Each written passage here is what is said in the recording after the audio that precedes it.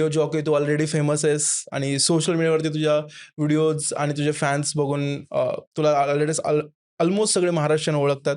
तुझा कोल्हापुरी आवाज असू दे किंवा कोल्हापुरी तुझं बोलणं हे सगळ्या महाराष्ट्रीयांना आवडतं. सो मला कधी-कधी क्युरिओसिटी वाटते, की तू एवढं सगळं कोल्हापुरी आपल्याला मोठ्या-मोठ्या शहरांमध्ये बघायला मिळतं, की भाषा ही हं. आपल्याला चेंज करावी लागते त्या सिटीमध्ये आपल्याला राहायचं असेल तर. तर तू कोल्हापूरचा असून कोल्हापुरी भाषा बोलून पुणेमध्ये तू शो करतोस एफएमचा. तर मला ते थोडंसं जाणून घ्यायला आवडेल, की कसं हे तू केलंस? काय होतं माहिती आहे का, की मी आतापर्यंत भरपूर असे सेलिब्रिटीज बघितलेत, हां, की त्यांना सीरियलसाठी असू दे किंवा फिल्मसाठी असू दे, हं, त्यांची एक ठरलेली एक लँग्वेज असते. हां, सो त्यांना ती चेंज करावीच लागते. पण ते रिअल लाईफमध्ये, रेग्युलर लाईफमध्ये ते काही ती भाषा बोलत नाहीत. आपण म्हणजे तू असू देस किंवा मी असू दे. पुण्यात राहणारे जे लोक आहेत किंवा बाहेर कुठल्याही लोकेशनला राहणारे लोक आहेत, त्यांची मातृभाषा वेगळीच आहे किंवा ते लहानपणीपासून, शाळेपासून, कॉलेजपासून जॉब लागेपर्यंत किंवा लग्न होईपर्यंत काही लोकं तिथंच राहिलेले असतात. त्यांची भाषा वेगळी असते. स्वतः माझी कोल्हापुरी भाषा ही माझी लहानपणीपासूनची आहे. हं, जन्मल्यापासून मी तेच ऐकत आलोय, तेच बोलत हं, आलोय. हां, जेव्हा तुम्ही एखादी फील्ड चूज करताय, त्या फील्डसाठी लागणारी एखादी लँग्वेज.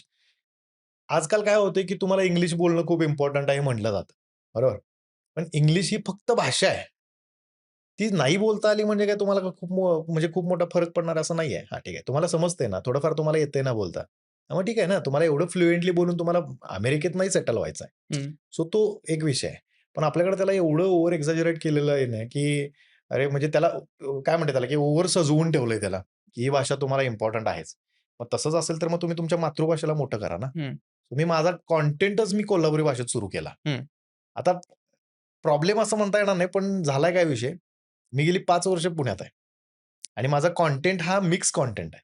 म्हणजे मी सोफिस्टिकेटेड लँग्वेजमध्ये पण व्हिडिओ बनवतो, मी कोल्हापुरीमध्ये पण बनवतो. तर लोकांना असं वाटतं, की मी म्हणजे पुण्यातल्या लोकांना असं वाटतं, की मी कोल्हापुरात आहे. कारण माझा तो कंटेंट कोल्हापुरी आहे आणि कोल्हापूरच्या लोकांना माहिती आहे मी पुण्यात आहे. ओके. सो तर चाललंय म्हणजे तसं. हां, म्हणजे मला तेच क्युरिओसिटी होती, की कसं काय? बट ठीक आहे. लँग्वेज कधी बॅरियर नाही बनला पाहिजे. हां. कुठल्याही आपण इंडस्ट्रीमध्ये काम करतोय. तर तू इंजिनिअरिंगपासून स्टार्ट केला होतास. ते हं. एक रेडिओचा जॉकी. हा प्रवास कसा होता मला जाणून घ्यायला आवडेल? मी इंजिनिअरिंग करत असताना आहे ना, म्हणजे आता काय म्हणजे लोकांना सगळ्यांना माहिती आहे, की माझे पहिले 2 वर्ष डाउन झाले होते. मी इयर डाउन आहे. हं, माझं पहिलं एन-टी-सीला मी ॲडमिशन घेतलं होतं 2011-12. 2 वर्ष इयर डाउन झाल्यानंतर मी फील्ड चेंज करायचा विषय डोक्यात आला माझ्या. कारण म्हटलं इंजिनिअरिंग काय आपल्याला जमणार नाही. सो बी-एस-सी वगैरे आपण काहीतरी करू शकतो. म्हणजे बी-एस-सी पण काय एवढं सोपं आहे असं नाही. तुम्हाला तेवढं नॉलेज असलं पाहिजे. पण मला असं वाटत होतं, की होऊन जाईल माझ्याकडे. पण कॉलेजनं डॉक्युमेंट्स दिले नाहीत. त्यामुळे मग नाईलाज मला डिप्लोमाला ॲडमिशन घ्यायला लागलं. सो मग मी मेकॅनिकलला घेतलं. घ्यायचंच तर मग चांगलं घेऊयात म्हटलं. सो मग 12वीच्या बेसिसवर मला सेकंड इयरला डायरेक्ट मिळालं. मग ते करत 2015चा मी पास आउट. सो 2015 मध्ये एक आर-जे हंट झालेलं. आणि ती स्टोरी एक वेगळीच आहे. म्हणजे तेव्हा Facebook होतं. Facebook आणि WhatsApp होतं. Instagram एवढं नव्हतं. तर Facebookवरती एक व्लॉग आला होता. त्या ब्लॉगमध्ये लिहिलं होतं, की तुम्हाला जर आर-जे बनायचं असेल, तर तुम्ही ह्या नंबरला WhatsAppला आम्हाला ऑडिओ बाईट सेंड करा. ओके. सो मी ऑडिओ बाईट ऑलरेडी सेंड केली होती. मग त्या रेडिओचे काही फ्रेंड्स आहेत माझे. तर त्यांनी मला सांगितलं, की "यार तुझा आवाज एवढा भारी आहे." बरं मी टिपिकल कोल्हापुरी बोलत होतो हां तेव्हा. म्हणजे मला भाषा नॉलेज जराही नव्हतं. म्हणजे रेडिओला एक सोफिस्टिकेटेड लँग्वेज लागते, एक प्रमाण हां. भाषा लागते. हं, मला काही नव्हतं ते. कारण मी लहानपणीपासून तेच बोलत हं. आलेलो. मग जेव्हा मला हे म्हटलं गेलं, त्या रेडिओच्या लोकांच्याकडनं ऐकलं मी, की "तुझा आवाज एवढा चांगला आहे, बेस व्हॉईस आहे, तर तू काय ट्राय नाही करत आर-जेसाठी?" मी म्हटलं, "तुम्हाला ऑडिओ पाठवून आठवडा झाला," म्हटलं, "तुम्ही बघितलेलंच नाही अजून ते." मग त्यांनी चेक केलं. मग चेक केल्यानंतर मग त्यांनी मला इन्व्हाईट केलं, ऑफिसला बोलावलं. मग बोलावल्यानंतर मग ते तोपर्यंत ती प्रोसेस सुरू झाली होती आर-जे हंटची. मग 3,500 काहीतरी एंट्रीज होत्या. मग त्याच्यामध्ये टॉप 10 मध्ये माझं सिलेक्शन झालं. कारण मला लिहिता छान येतं. ओके. हे कुठं सो होतं? हे कोल्हापूरमध्ये. कोल्हापूरमध्येच. हां. ओके. सो मी इंजिनिअर आहे आणि इंजिनिअरचं असं असतं, की तुम्ही एक शब्द काहीतरी त्यांना सांगा. त्याच्यावरती मग अख्खाच्या अख्खा मग पिक्चर लिहू शकतो आम्ही. हं, तो असं असतं आणि मग तेच मला स्क्रिप्टिंगसाठी आता मदत करतंय. हं. सो एका शब्दावरती मी प्रॉपर एक 3 तासाचा शो वगैरे करू शकतोय. ओके. सो मग तशीच स्क्रिप्ट लिहिली, तसं प्रेझेंटेशन दिलं, सिलेक्शन झालं, सगळ्या गोष्टी झाल्या. विषय असा होता, की विनर नाही झालो मी त्या आर-जे हंटचा. पण मला चान्स मिळाला त्या रेडिओसोबत काम ओके. करण्याचा. मग मी तिथे इंटर्नशिप केली. हं. 1.5 वर्ष इंटर्नशिप केली. 1.5 वर्षानंतर तेव्हा मी शो नव्हतो करत. म्हणजे रेडिओवरती जो आता शो करतोय मी, तो करत नव्हतो. माझ्यासाठी एक सेगमेंट त्यांनी विचार केला होता. कोल्हापुरी भाषेत शालूतनं जोडा मारायचा. मग ते कोल्हापूर रिलेटेड काही प्रश्न, म्हणजे रस्ते खराब आहेत किंवा आपल्याकडे भरपूर पुतळे आहेत. म्हणजे प्रत्येक शहरामध्ये पुतळे असतात. हं. पण ते रोज स्वच्छ होतात का? नाही. तर त्याच्यावरती धूळ बसलेली असते. मग त्याच्यावरती काहीतरी लिही. हं, पण मग असं होतं, की कुठल्या पॉलिटिशियनला तुला काय बोलायचं नाहीये, कुठल्या पक्षाला तुला काय बोलायचं नाही, कुठल्याही व्यक्तीला तुला काय बोलायचं नाहीये किंवा कुठल्याही अशा गोष्टीमध्ये तुला अडकायचं नाहीये, की ते डायरेक्ट समोरच्या माणसाला वाटेल, की हे मला बोललंय. हं. पण तुला थोडक्यात चालूतनं जोडा म्हणजे काय आहे, हं, की तू जे बोलतोयस ते समोरच्या माणसाला कळलं पाहिजे हे माझ्यासाठी होतं. हं, मग मी कोल्हापुरात करवीर म्हणजे जेव्हा सुरुवात झाली होती या सगळ्या गोष्टींची, तेव्हा मी भरपूर तिथल्या लोकेशनला मी फिरायचो. मी करवीरमध्ये गेलो, सिटीमध्ये फिरलो, मी खेड्यात आजूबाजूच्या फिरलो, बिदरी वगैरे इकडच्या. तर मला एक गोष्ट कॉमन तीच हे झाली, की इथले पुतळे जे आहेत, ते साफ झालेलेच नाही आहेत. मग हे पुतळे आपल्याला कधी आठवतात?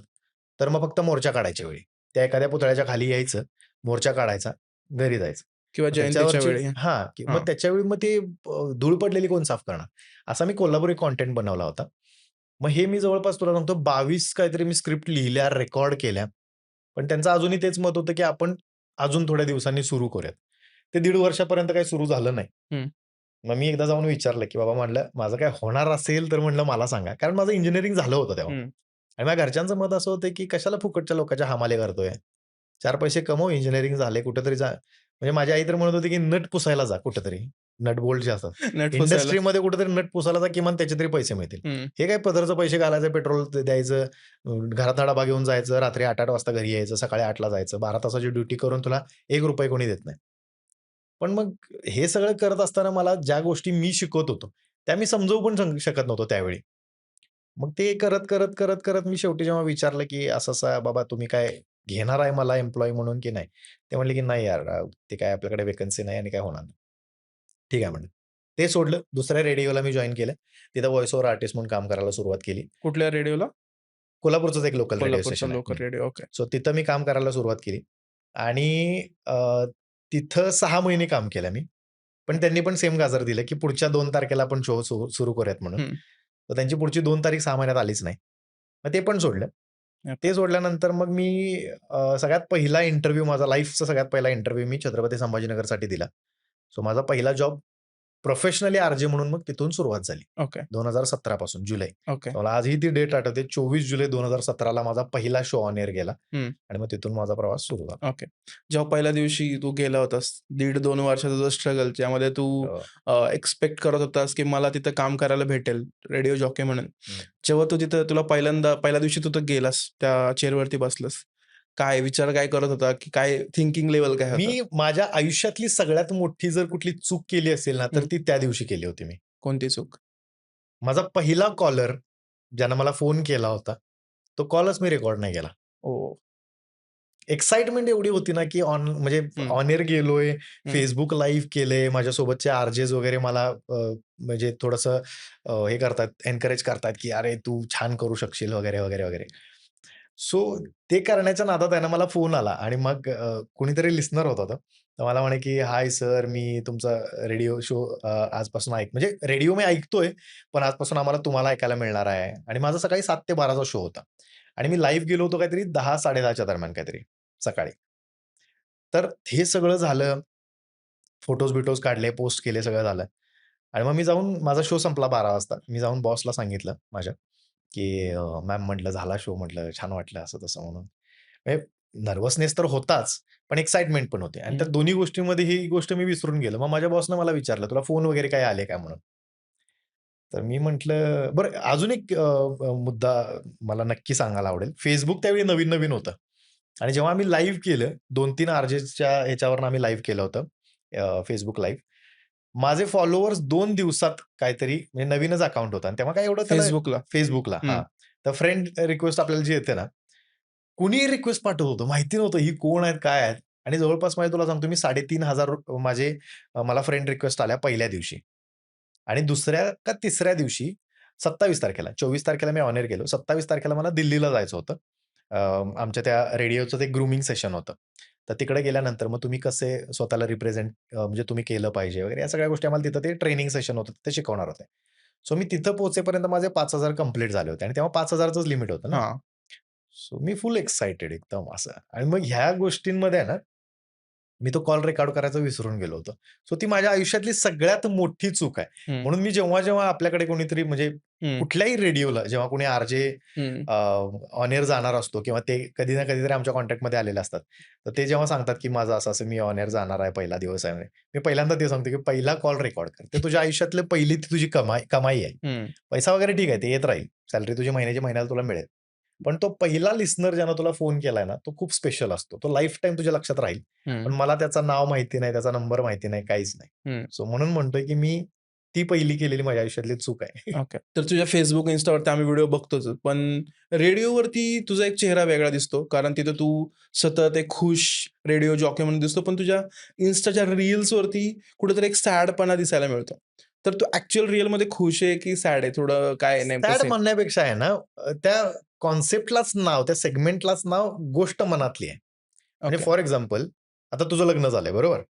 सो जेव्हा मे बी तुझं लव्ह मॅरेज असू शकतं.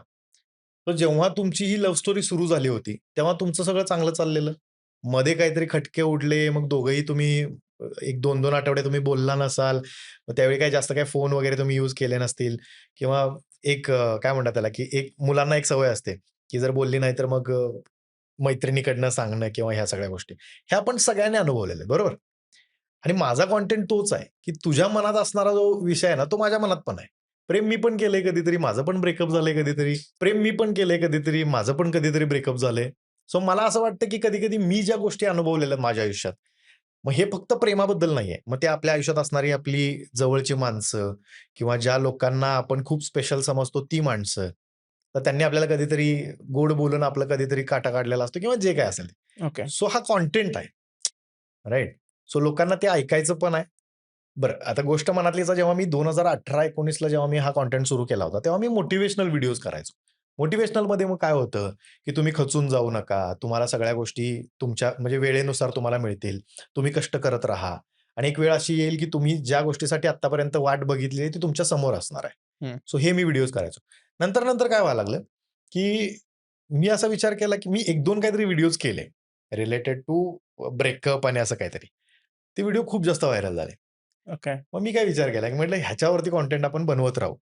मग मला काही स्वतःला एक्सपिरियन्स येत राहिले. मी मग त्याच्यावरती कंटेंट बनवायला लागलो आणि तो लोकांना रिलेट व्हायला लागला. हं, मग तो जसा रिलेट व्हायला लागला तसं मी म्हटलं, की हा कंटेंट आणि टू बी व्हेरी हॉनेस्ट मी जेव्हा रेडिओ जॉइन केलं होतं, तेव्हा मी माझ्या बॉसला पहिल्यांदाच म्हटलं होतं, की मला नाईट शो करायचा आहे. नाईट शोला काय असतं, की तुमचा एक वेगळा बेस असतो. फॅन बेस सुद्धा एक वेगळा असतो. तुमच्या आवाजाचा तुमच्याकडे जर बेस आहे, तर तुम्ही तसा कंटेंट लोकांच्यापर्यंत डिलिव्हर करू शकता. आता मला मिळाला मॉर्निंग शो सगळ्यात पहिला. हं, सो मी 7 ते 12 मॉर्निंग शो करायचो आणि तो शो जो असतो तो सगळा न्यूजी आहे. म्हणजे तो सिटी सेंट्रिक आहे किंवा नॅशनल लेव्हलला ज्या काही घडामोडी घडतात, तर तसा कंटेंट होता.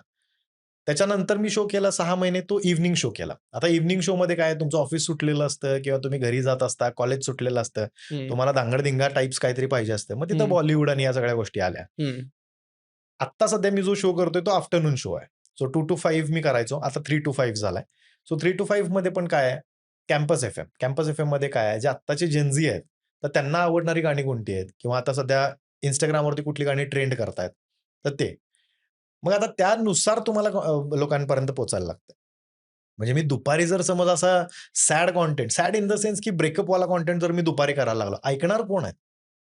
हा कंटेंट तुम्हाला 8 नंतर ऐकायचा. लव्ह गुरू तुम्ही ऐकता रेडिओ सिटीला. लव्ह गुरू तुम्हाला ऐकायला का आवडतं? कारण 8 नंतरचा एक टाईम असतो तो खूप शांत, आपण निवांत जेवण वगैरे करून बसलेलो असतो किंवा मग त्याच वेळी आपल्याला सगळ्या गोष्टी आठवत असतात, रिकॉल होत असतात, की "अरे यार, हं, हं, त्या हं. टायमिंगला" फॉर एक्झाम्पल आता पावसाळा आहे. त्या दिवशी असाच पाऊस पडत होता आणि मी टेरेसवर तिच्यासोबत बसलो होतो.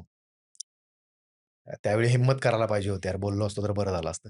सो हा कंटेंट त्या टाईमशी रिलेट करणार आहे. हं, म्हणून मला वाटलं, की मला तसा एखादा शो मिळावा. हं, पण माझ्या बॉसला का वाटलं माहिती नाही, की यार तुझी पर्सनॅलिटी अशी आहे. आता रेडिओचा रांगडा-गडी असं माझं निमॉनिक आहे.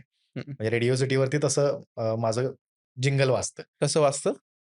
आला रे असं ते थोडं सुरुवात आहे प्रत्येक. ऐकायला आवडेल मला. आला रे गडी हो, रांगडा अर्ज सुमित. सो असं ते पहिलं ओके. होतं. हां. आता वेगळं आहे.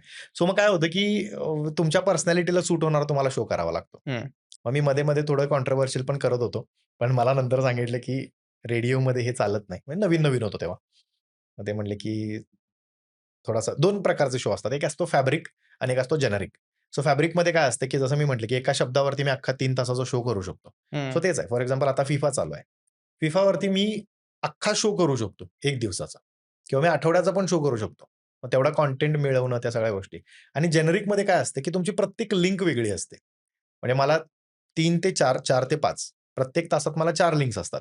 मग पहिली झाली वेलकम, दुसरी झाली मग काहीतरी अपडेट असेल सिटी सेंट्रिक किंवा तिसरी असेल मग बॉलिवूड रिलेटेड, चौथी असेल एखादी स्पोर्ट्स रिलेटेड, 5वी असेल ट्रेंडिंग काहीतरी आहे, 6वी असेल एखादं गाणं सध्या लॉन्च झालेलं आहे, तर त्याच्यावर. सो वेगवेगळा कंटेंट असतो. याला म्हणतात जेनेरिक. ओके. सो मग तसा कंटेंट आता मी करतोय आणि मला हे पुसून काढायचं आहे, की माझा कंटेंट सॅड नसतो. रिलेटेबल कंटेंट असतं हां. आणि मी मिक्स ठेवलाय. तू जर हं. बघितला असशील, तर माझा फनी कंटेंट हा कोल्हापुरी लँग्वेजमध्ये आहे हं. आणि जो ब्रेकअपवाला किंवा जो रिलेटेबल कंटेंट आहे, तो सोफिस्टिकेटेड लँग्वेजमध्ये. का? तर तो ऑल ओव्हर लोकांना कळाला पाहिजे. हं. ज्यांना कोल्हापुरी समजत नाही, म्हणजे कोल्हापूरमध्ये बोलल्या हं. जाणाऱ्या ज्या काही लिंगोज आहेत, हं. त्या प्रत्येकाला समजतील असं नाही. म्हणजे हं. विदर्भात बोलणारे काही शब्द, मराठवाड्यात बोलणारे काही शब्द, बेळगाव साइडला बोलणारे काही शब्द, हे कसे ते वेगळे-वेगळे आहेत. हं. तर ते आपल्याला समजतीलच असं नाही. हं. तसंच आहे कोल्हापूरचं पण. ओके. सो प्रत्येक भाषेला एक वेगळा टच आहे. म्हणून मग मी तो मिक्स कंटेंट ठेवलाय. हं. मराठीमध्ये सुद्धा प्रमाण भाषा पण आणि कोल्हापुरी हं, पण. हं. तुझ्या व्हिडिओजमधनं थोडं तू फुटबॉलला एक तुझी आवड दिसून येते. या वर्षीचा फुटबॉल का स्पेशल काय आहेत का? या वर्षीचा एक तर स्पेशल यासाठी आहे कारण हा इतिहासातला सगळ्यात मोठा हे असणार आहे फिफा म्हणजे वर्ल्ड कप असणार आहे. दुसरी गोष्ट म्हणजे यावर्षी टीम सुद्धा जास्त आहेत. 48 टीम आहेत. आधी 32 होत्या. 104 मॅचेस यावर्षी असणार आहेत आणि सगळ्यात महत्त्वाचं म्हणजे काही दिग्गज प्लेयर म्हणजे रोनाल्डो, मेस्सी, नेमार यांच्यासाठीचा हा लास्ट वर्ल्ड कप आहे.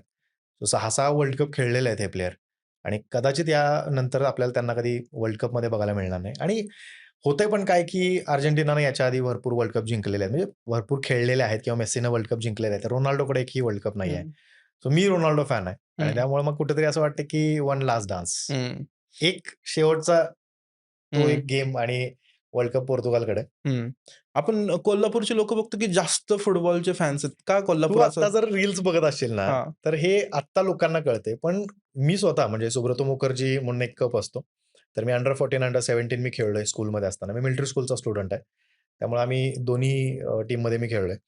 सो तेव्हापासून ती फुटबॉलची क्रेज आहे आणि कोल्हापुरात गल्ली-गल्लीत लहान मुलं खेळतातच. दुसरा विषय असा की कोल्हापूरच्या मुलांची एक टॅगलाईन आहे, हं. की क्रिकेट वेड्या देशात फुटबॉल वेडं कोल्हापूर. हं. म्हणजे आतापर्यंत केरळ किंवा कोलकाता किंवा हां. गोवा हां. जास्तीत जास्त. इंडियामध्ये हेच जास्त फुटबॉल बघणारे किंवा खेळणारे लोक आहेत असं बरोबर. वाटत होतं. हं. पण एक फॅक्ट सांगतो तुला, जी भरपूर लोकांना माहिती नसेल कदाचित, की FIFA चालू व्हायच्या आधीपासून कोल्हापूरमध्ये फुटबॉलची मंडळ आहेत. हां. हां, सो ही फॅक्ट आहे. हं.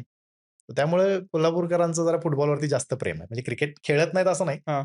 पण जरा फुटबॉल जास्त. का म्हणजे फुटबॉल का इतकं हे म्हणजे का त्यांना लहानपणापासून किंवा कसं काय इतकं ते इतकं फेमस झालंय कोल्हापूरमध्ये? बाकीच्या आपण बघतो की महाराष्ट्रामध्ये इतकं नाहीये, पण कोल्हापूरमध्येच का इतकं झालंय? कोल्हापूरमध्ये आहे ना, तुला एक गोष्ट माहिती असेल, की कुस्ती सुद्धा तेवढीच फेमस आहे किंवा हां. कुस्ती सुद्धा खेळली जाते. कुस्तीचे कोल्हापूरचे पैलवान ऑलरेडी पैलवान हां, हां, हां, म्हणजे हरियाणा, पंजाबवरचे पैलवान सुद्धा कोल्हापुरात शिकायला येतात. हां. कुस्ती असू दे किंवा फुटबॉल असू दे, रांगडे गेम आहे ते दोन्ही. हं. म्हणजे तुम्हाला तिथं तुमचा तो हे दाखवलाच पाहिजे. तुमची जी तुमच्यात रग आहे ना, ती दाखवल्याशिवाय तुम्हाला ते तुमचा गेम तो दिसत नाही. आणि फुटबॉल तसंच आहे. म्हणून आणि कोल्हापूर हे रांगडच आहे पहिल्यापासून. हां. मग ती भाषा असू दे, माणसं असू देत किंवा मग त्यांचा गेम असू दे. रांगडा हा शब्द थोडा म्हणजे ऐकायला फॅसिनेटिंग वाटतंय. रांगडा म्हणजे नेमकं काय? रांगडं म्हणजे थोडक्यात फणस म्हणूयात आपण. मग फणस. त्याला जर एका फळाची फणस उपमा म्हणजे अच्छा हां, फळ. फणस. हां, एका एका फळाची उपमा जर द्यायची असेल, हां. फणस काय असतो बाहेरून काटेरी असतो किंवा टणक असतो. हं. आतून तो मऊ असतो, नरम असतो. हां. कोल्हापूरची लोकं तशीच आहेत. तुम्हाला दिसताना आमची लोकं, "अरे, हे काय भांडायला लागले का काय?" असंच हं. वाटते. हं. पण आमची भाषा तशी आहे. हं. आता तू भरपूर रील्समध्ये बघितलं असेल, भरपूर लोकांच्याकडनं हे ऐकलं असेल, की आमच्याकडे कोणी पत्ता विचारला तर "अरे, बस की भावा सोडून येतो." इथपर्यंत होतं ते. माणुसकीसाठी सगळ्यात बेस्ट शहर म्हणजे कोल्हापूर हे मी उगाच जे ते ओव्हर सांगतोय असं नाही, पण आहे. हं. ठीक आहे, प्रत्येक सिटीमध्ये प्रत्येकाचं प्रत्येकावरती प्रेम आहे. प्रत्येक सिटीमध्ये असं आहेच, माणुसकी हा प्रकार आहेच. पण कोल्हापूरबद्दल थोडा जास्त सॉफ्ट कॉर्नर आहे. ओके. कोल्हापूरमध्ये मी 2 गोष्टी नोटीस केल्या. म्हणजे एक तर जेवण म्हणजे ज्यांच्याकडनं पण ऑथेंटिक. ऐकलंय, इव्हन मी खाल्लंय सुद्धा जेवण म्हणजे एकदम कडक. आणि दुसरी गोष्ट म्हणजे आपण बघितलं, की मागच्या वेळी जेव्हा माधुरी हत्तीचा विषय झालेला, हं, हं. सगळ्या कोल्हापुरी लोकं एकत्र आली होती फक्त त्या हत्तींसाठी. हां. सो ते मला दोन्ही गोष्टींवरती बोलायला आवडेल. पहिलं मला सांग कोल्हापुरी जेवणाबद्दल. का इतकं कोल्हापूरचं जेवण भारी लागतं? जे तुला माहिती आहे का, की म्हणजे भरपूर लोकांना माहिती असेल ज्यांचं कोल्हापूरसोबतचं कनेक्शन आहे किंवा ज्यांनी कोल्हापूर वाचलंय, तर त्यांना माहिती असेल, की कोल्हापूर ही मसाल्यांची बाजारपेठ म्हणून ओळखले जात होते. सो जेव्हा राजर्षी शाहू महाराजांच्या काळापासून मसाल्यांची विक्री जी काही होत होती किंवा जे मसाले कोल्हापूरमधनं जात होते, तर ते वर्ल्ड वाईड जात होते. त्यांचा इम्पोर्ट एक्सपोर्टचा तो जो काही विषय होत होता तो. आणि कोल्हापुरात वापरले जाणारे मसाले हे कोकण साइड किंवा तिथं त्या मातीत पिकणारे आहेत. सो अजून एक साधी गोष्ट सांगतो तुला. कोल्हापुरात आहे ना नरसोबाची वाडी तुला माहिती असेल. हं.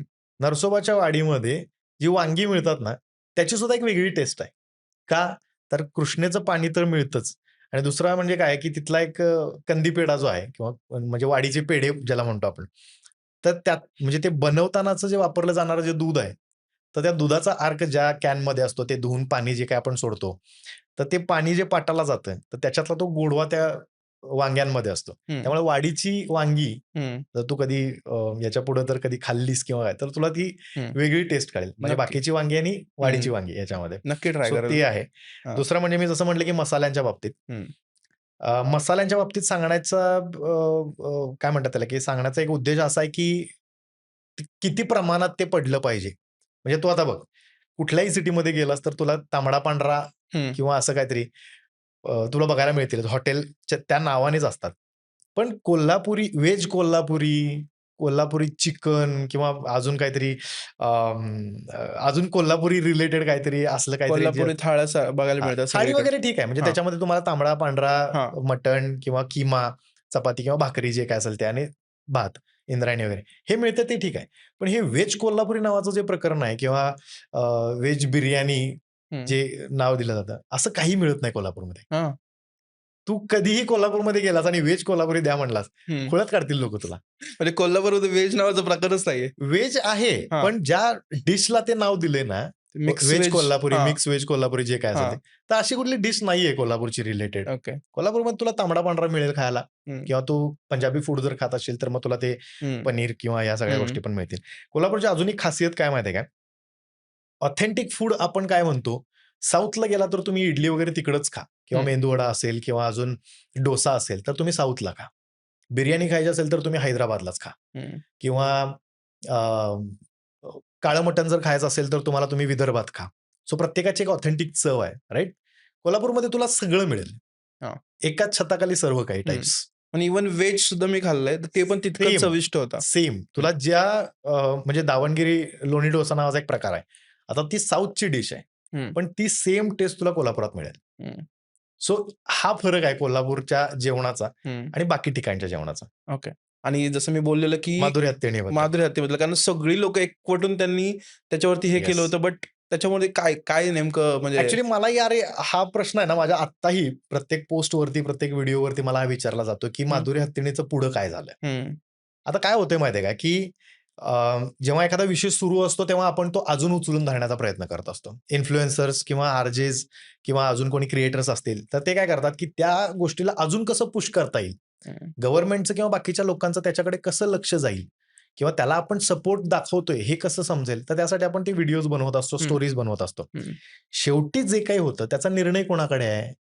त्या ऑथॉरिटीजकडे आहे. हं. मग ते ज्यांनी कुणी त्या नेत्यांनी पुढाकार घेतला, मग त्यांचं काम आहे ते किंवा जे त्या मठाचे जे महाराज आहेत, तर त्यांनी कुठल्या पेपरवरती काय साइन केलेली आहे किंवा किती दिवसांची त्यांना मुदत मिळालेली आहे. हं. किती दिवस ते हत्तीण वंतारामध्ये राहणार आहे किंवा ते किती दिवसानंतर त्या हत्तीणीला सोडणार आहेत. हा सगळा इंटरनल त्यांचा मॅटर आहे, बरोबर? आता तू मला सांग, तुझ्या घरात जे काही चाललंय, ते तू मला सांगणार आहेस का पर्सनली ज्या काही गोष्टी आहेत त्या?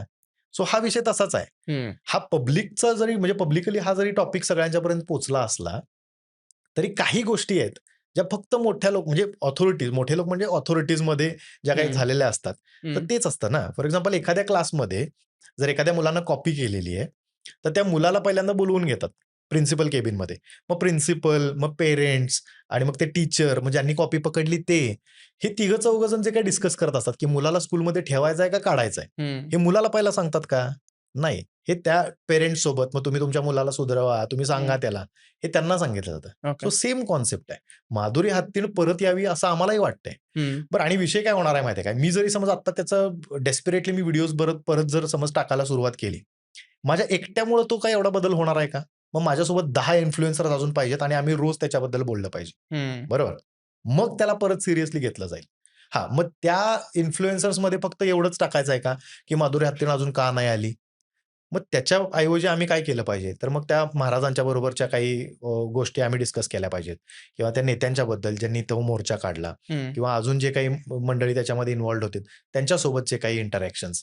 हे जेव्हा होईल ना, तेव्हा आपल्याला त्यांच्याकडनं कळेल, की ती अजून का आली नाही? तिला कधी आणणार आहेत? हं. तिच्यासाठी काय वेगळं नियोजन केलेलं आहे? हं.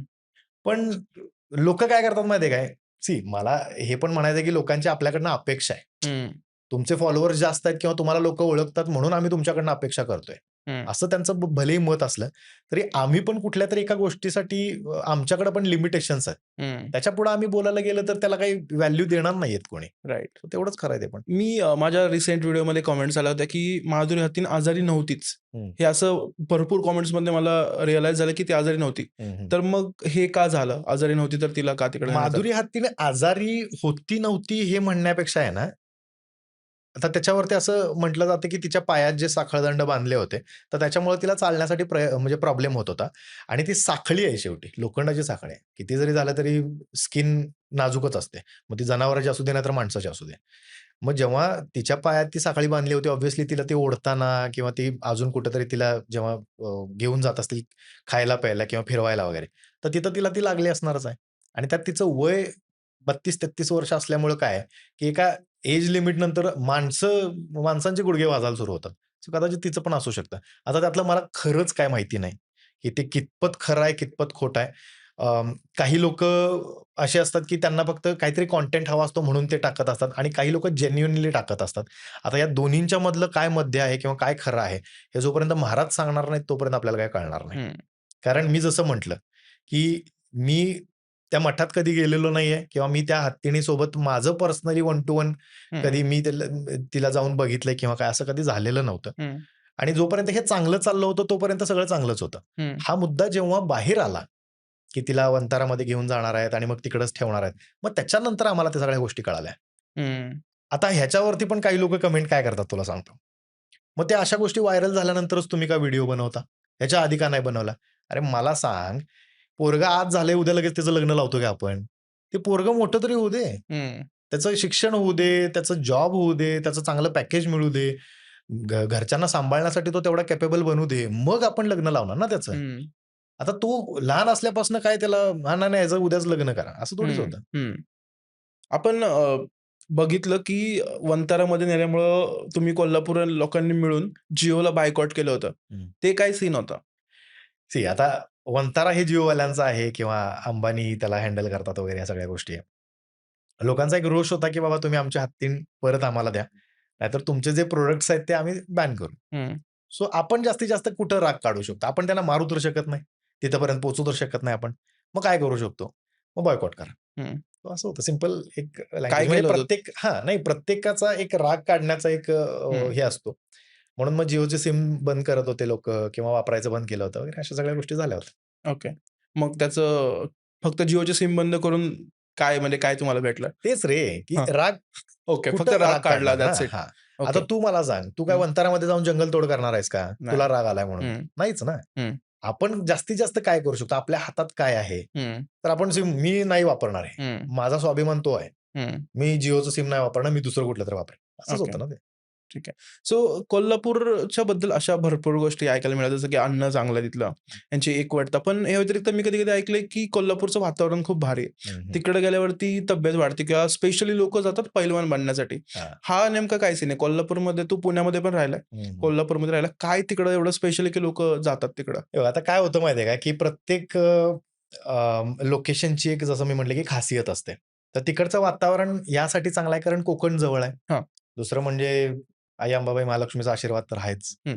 आणि दुसरं म्हणजे खाणं-पिणं. म्हणजे तिकडं तू म्हणतोय जसं पैलवान तयार होतात.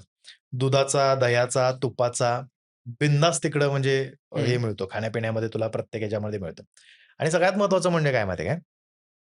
जसं मी मगाशी कृष्णा नदीचं आणि वाडीच्या वांग्यांचं सांगितलं, तसं प्रत्येक पीक येण्यासाठी जे लागणारं वातावरण आहे, म्हणजे मुबलक पाणी म्हण किंवा तसा वारा म्हण, हवा म्हण, ती सगळी गोष्ट किंवा तिथं लागणाऱ्या ज्या काही खतांपासून ज्या काही असणाऱ्या गोष्टी आहेत, तर तिथं ते सगळं अवेलेबल आहे. जे मला असं वाटतं, की लोकांना तसं वाटतं, की एक साधं एक्झाम्पल, घरात जेवण बनवताना जर चांगल्या मनानं कोणीतरी बनवलं, ते गडबडीत जरी असलं तरी चांगलंच बनतं. पण तुम्ही तासभर लावून तुम्ही एखादी भाजी करत असलात आणि तुमचा मूडच नाही आज, आज मला नवऱ्यानं बाहेर नेलंच नाही, असं म्हणून जर तुम्ही जेवण बनवत असाल ना, हं, तर ते जेवण चांगलं बनत नाही. हं, ते इमोशन्स पण तेवढे महत्त्वाचे आहेत. त्यामुळे कदाचित लोकांना तिकडचं खाणं-पिणं किंवा ज्या हं, काही गोष्टी तिकडे पिकतात, हं, त्या आणि साधीभोळी माणसं आहेत तिकडची. हं, म्हणजे असं ज्यांना वाटतं, की भाषा आमची खूप रांगडी आहे किंवा हं, आम्ही भांडणात बोलतो. तसं नाही आहे ते. तुम्ही आमच्याबरोबर एकदा बसलात, बोललात की नाही, मग तुम्हाला हं. कळेल. "ए भावा ओके. काय, काय नाही." मग असं खांद्यावर हात टाकून हं, बोलणारी हं. लोकं आहेत तिकडची. ओके. आणि कधी-कधी असं पण ऐकण्यात आलं, की तुम्ही स्टेरॉइड्स पण देता त्यांना तब्येत वाढण्यासाठी त्यांच्या जेवणामधनं कुणाला? जे पैलवान बनण्यासाठी लोकं गेलेले असतात त्यांना. सो हे खरं आहे की खोटं आहे? भाई तुला सांगतो, कुस्तीची जी मैदानं आहेत हां. किंवा ज्याला आखाडा म्हणतो आपण, हं, त्या आखाड्यात जी माती आहे, त्या मातीत दूध टाकलं जातं रे. कॅन हं, आणि कॅन भरून दूध ओततात त्याच्यामध्ये. हं, आता तू मला सांग स्टेरॉइड का देतील मग? हं, बरं, जर स्टेरॉइड देत असते, तर मग पंजाब हरियाणाच्या ठिकाणी तर आपल्यापेक्षा जास्त स्टेरॉइड्स मिळतात. हं, मग तिकडे का घेत नाहीत? हं, कोल्हापुरातच का? डिपेंड हे बघ, कुठलीही फील्ड असली तरी त्याला एकतर तुम्हाला जसं हं, तुम्ही चांगलं म्हणता, तसं तुम्हाला वाईट म्हणता आलंच पाहिजे किंवा हं, तुम्ही म्हणणारच. हं. बरोबर? हां. हे पण तसंच आहे. कोल्हापूरचे पैलवान आत्तापर्यंत जगात फेमस हं, असणारं एक शहर पैलवानकीसाठी कुठलं आहे तर कोल्हापूर आहे. हां. मग बाद कसं करायचं? मग स्टेरॉइड देताय तुम्ही. हं, अरे तुम्ही खुराक बघा ना त्यांचा. त्यांची आता तुला मी सांगतो, मी ज्या शाळेला होतो 1ली ते 3री विद्यापीठ मराठी शाखा म्हणून माझी शाळा आहे.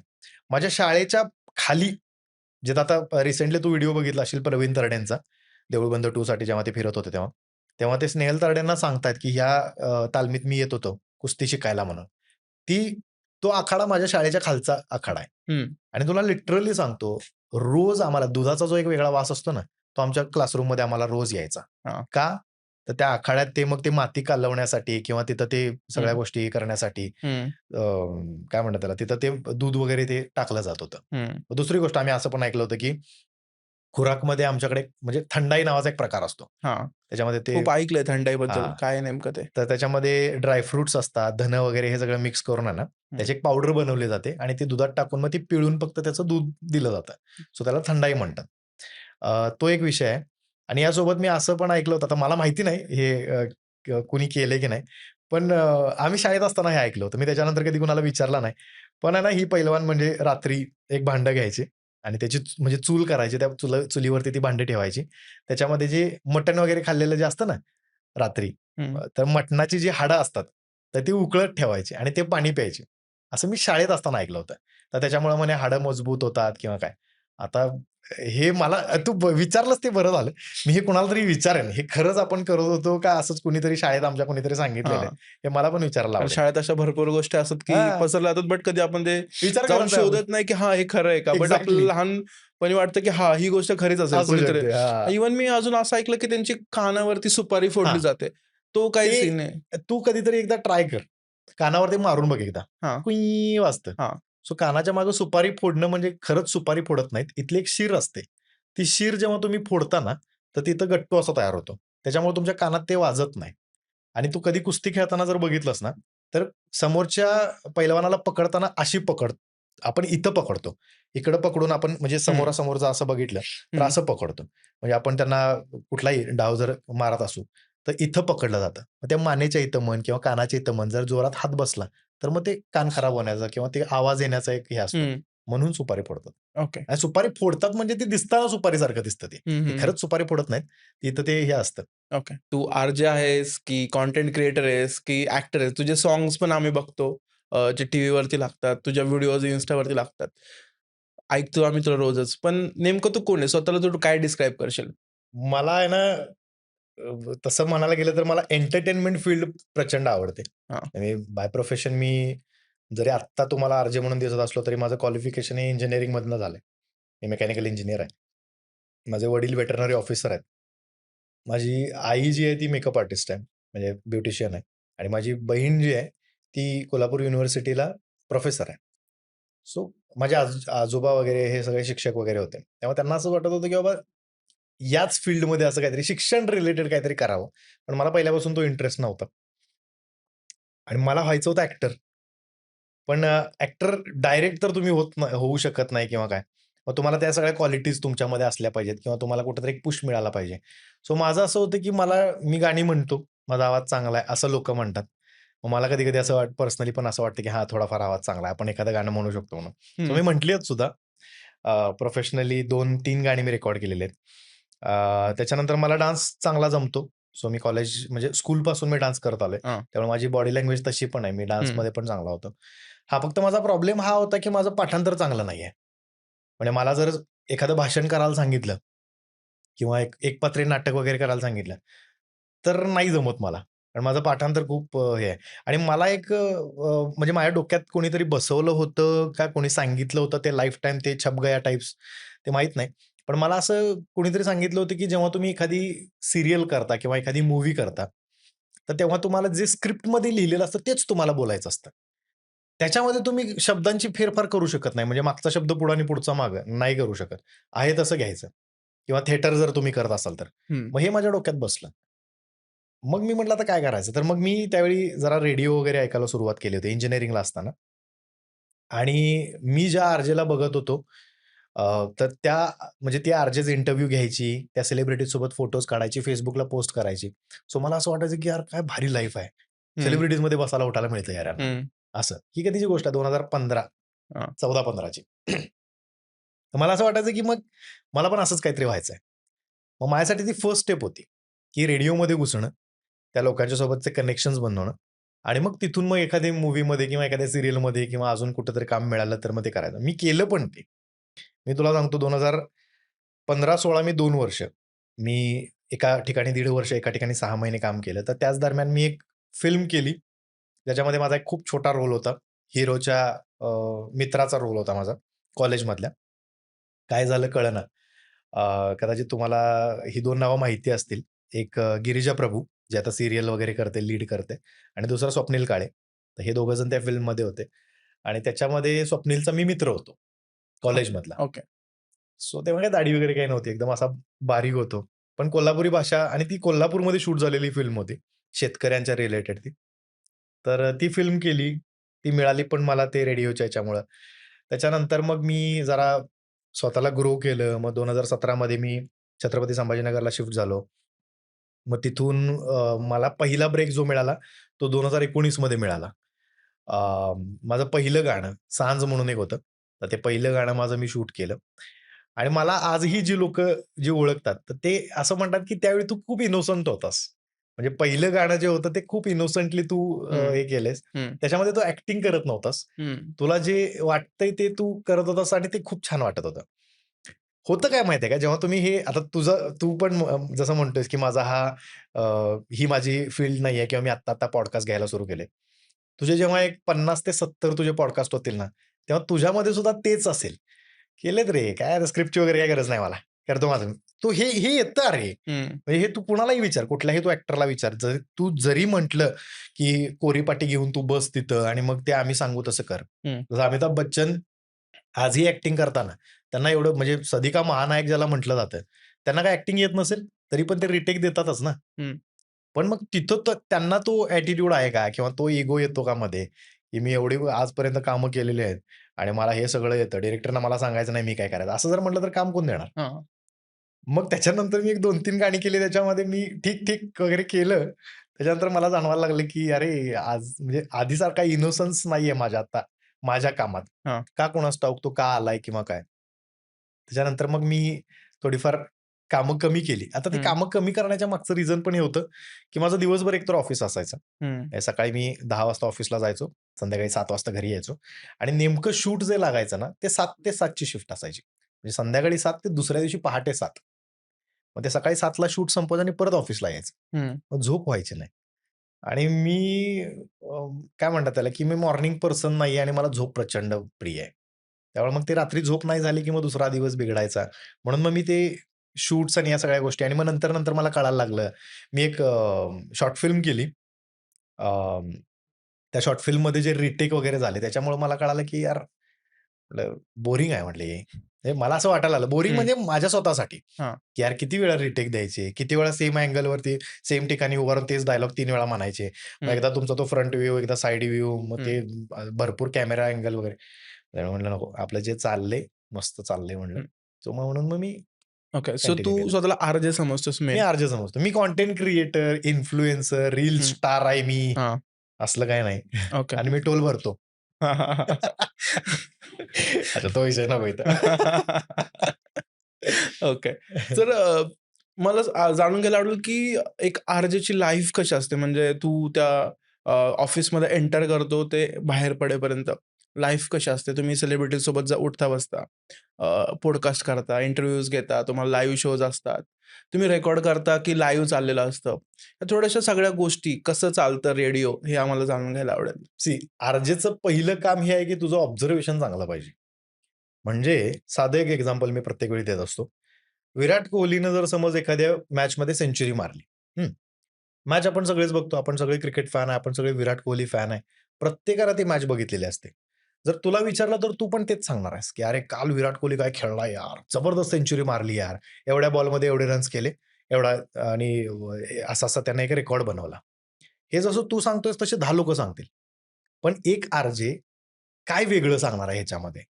हा एक चॅलेंजिंग पार्ट असतो आमच्यासाठी. ओके. दुसरा विषय जसं मी तुला म्हटलं ऑब्झर्वेशन.